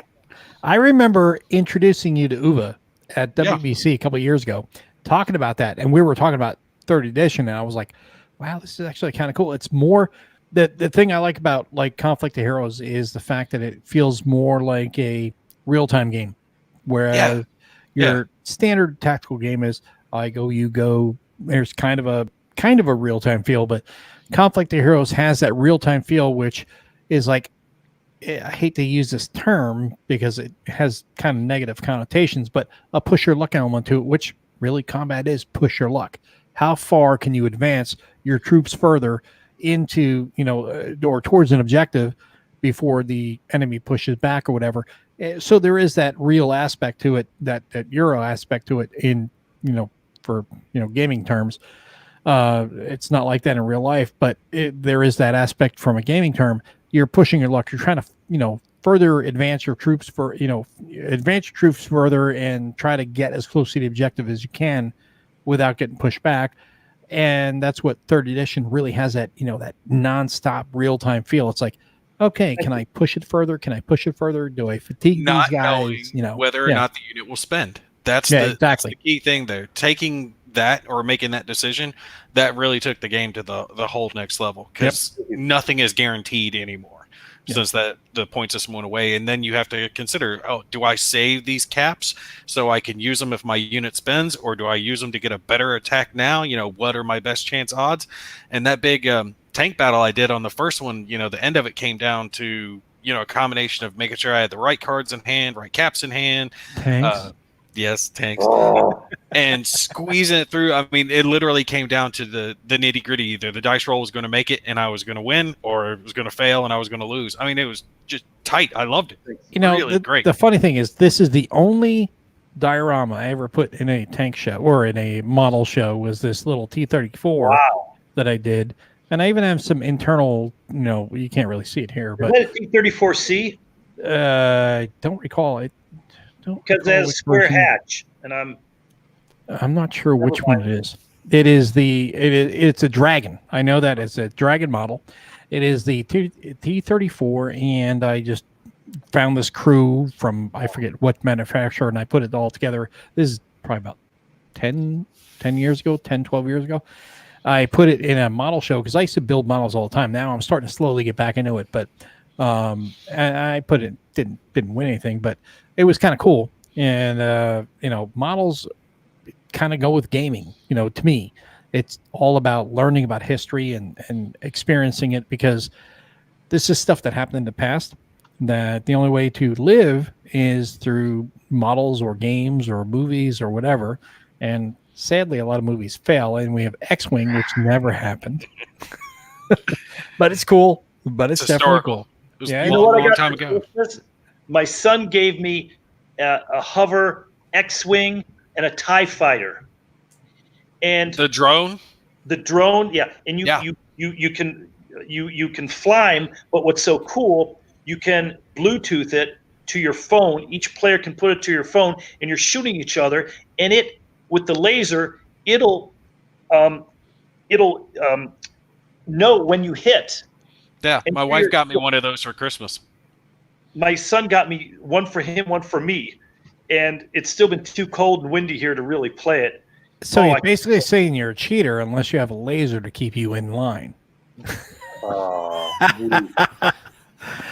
Gunter got that for you? For Christmas, yeah, and nice. I can't wait to play it. I think he got them at Costco, and it's I'm a Costco fan. Sorry, I waste more money at Costco than I How many people buy from Amazon? We all buy from Amazon, so it's same thing. Yeah, but guys, I'm going to have to call it because it's, I usually go to bed at 10:30 and read for about an hour, and so I have to get up early in the morning. Cut into your reading time. Pardon me. We cut into your reading time. I'm reading Mattis's book, General Mattis. Oh, I got that too. Oh, do you? Yeah, I'm actually reading that. I'm only just started about 50 pages in. Good book. Well, you'd like this. I actually have a signed picture they gave to me from I saw Mattis. that. You Yeah, son of a bitch. Really? Yeah, it's Wow. to Corporal Nate Rogers, Yeah. Mad Dog Mattis. The house when I moved in, it was a big military veterans event thing. So Yeah. they had a bunch of that stuff for me. I got a kick out of that. My brother wanted to keep it. But Hell no. yeah, dude. That's awesome, man. And when I saw that, I remember I messaged you. I was like, dude, I'm so freaking jealous, dude. You got an autograph picture from Chaos himself. I'm such a fan of him. I tell you what, he's everything that's good. Yeah. Anyway. Well, I mean, he's this is online, so as sorry. he always says, if you're not reading, you're a functional literate. Exactly. So, guys, thank you so much. Thanks for inviting me in, and I'm sorry I have to talk to Alan. I hope nothing happened or I didn't insult in any way. So No, I don't know what the heck happened there. I mean, this thing I've noticed was with StreamYard is it can be a little wonky sometimes. You can have people that can join, and then when people join, it sometimes kicks people out. So I don't know if it's what's going on, but I just didn't want we'll to try to get it corrected. Such a fan of his. I didn't want to insult Yeah. anybody. I No. really, when I get excited about something, I get excited about something. So We've noticed. But Joe, we're going to get you on. I want to talk to you about maybe getting on the show next week if you're around. Sure. Yeah, outstanding. We'll talk about that offline, but we're going to end the show here because we've gone on way longer than we expected, which tends to happen here with the show. But we appreciate everybody who stopped by tonight, and stand by for Whiskey Charlie episode number 3. Thanks for everybody who joined in tonight. We appreciate it, and we'll check you out on the next episode. Hey, Jose, can you call me?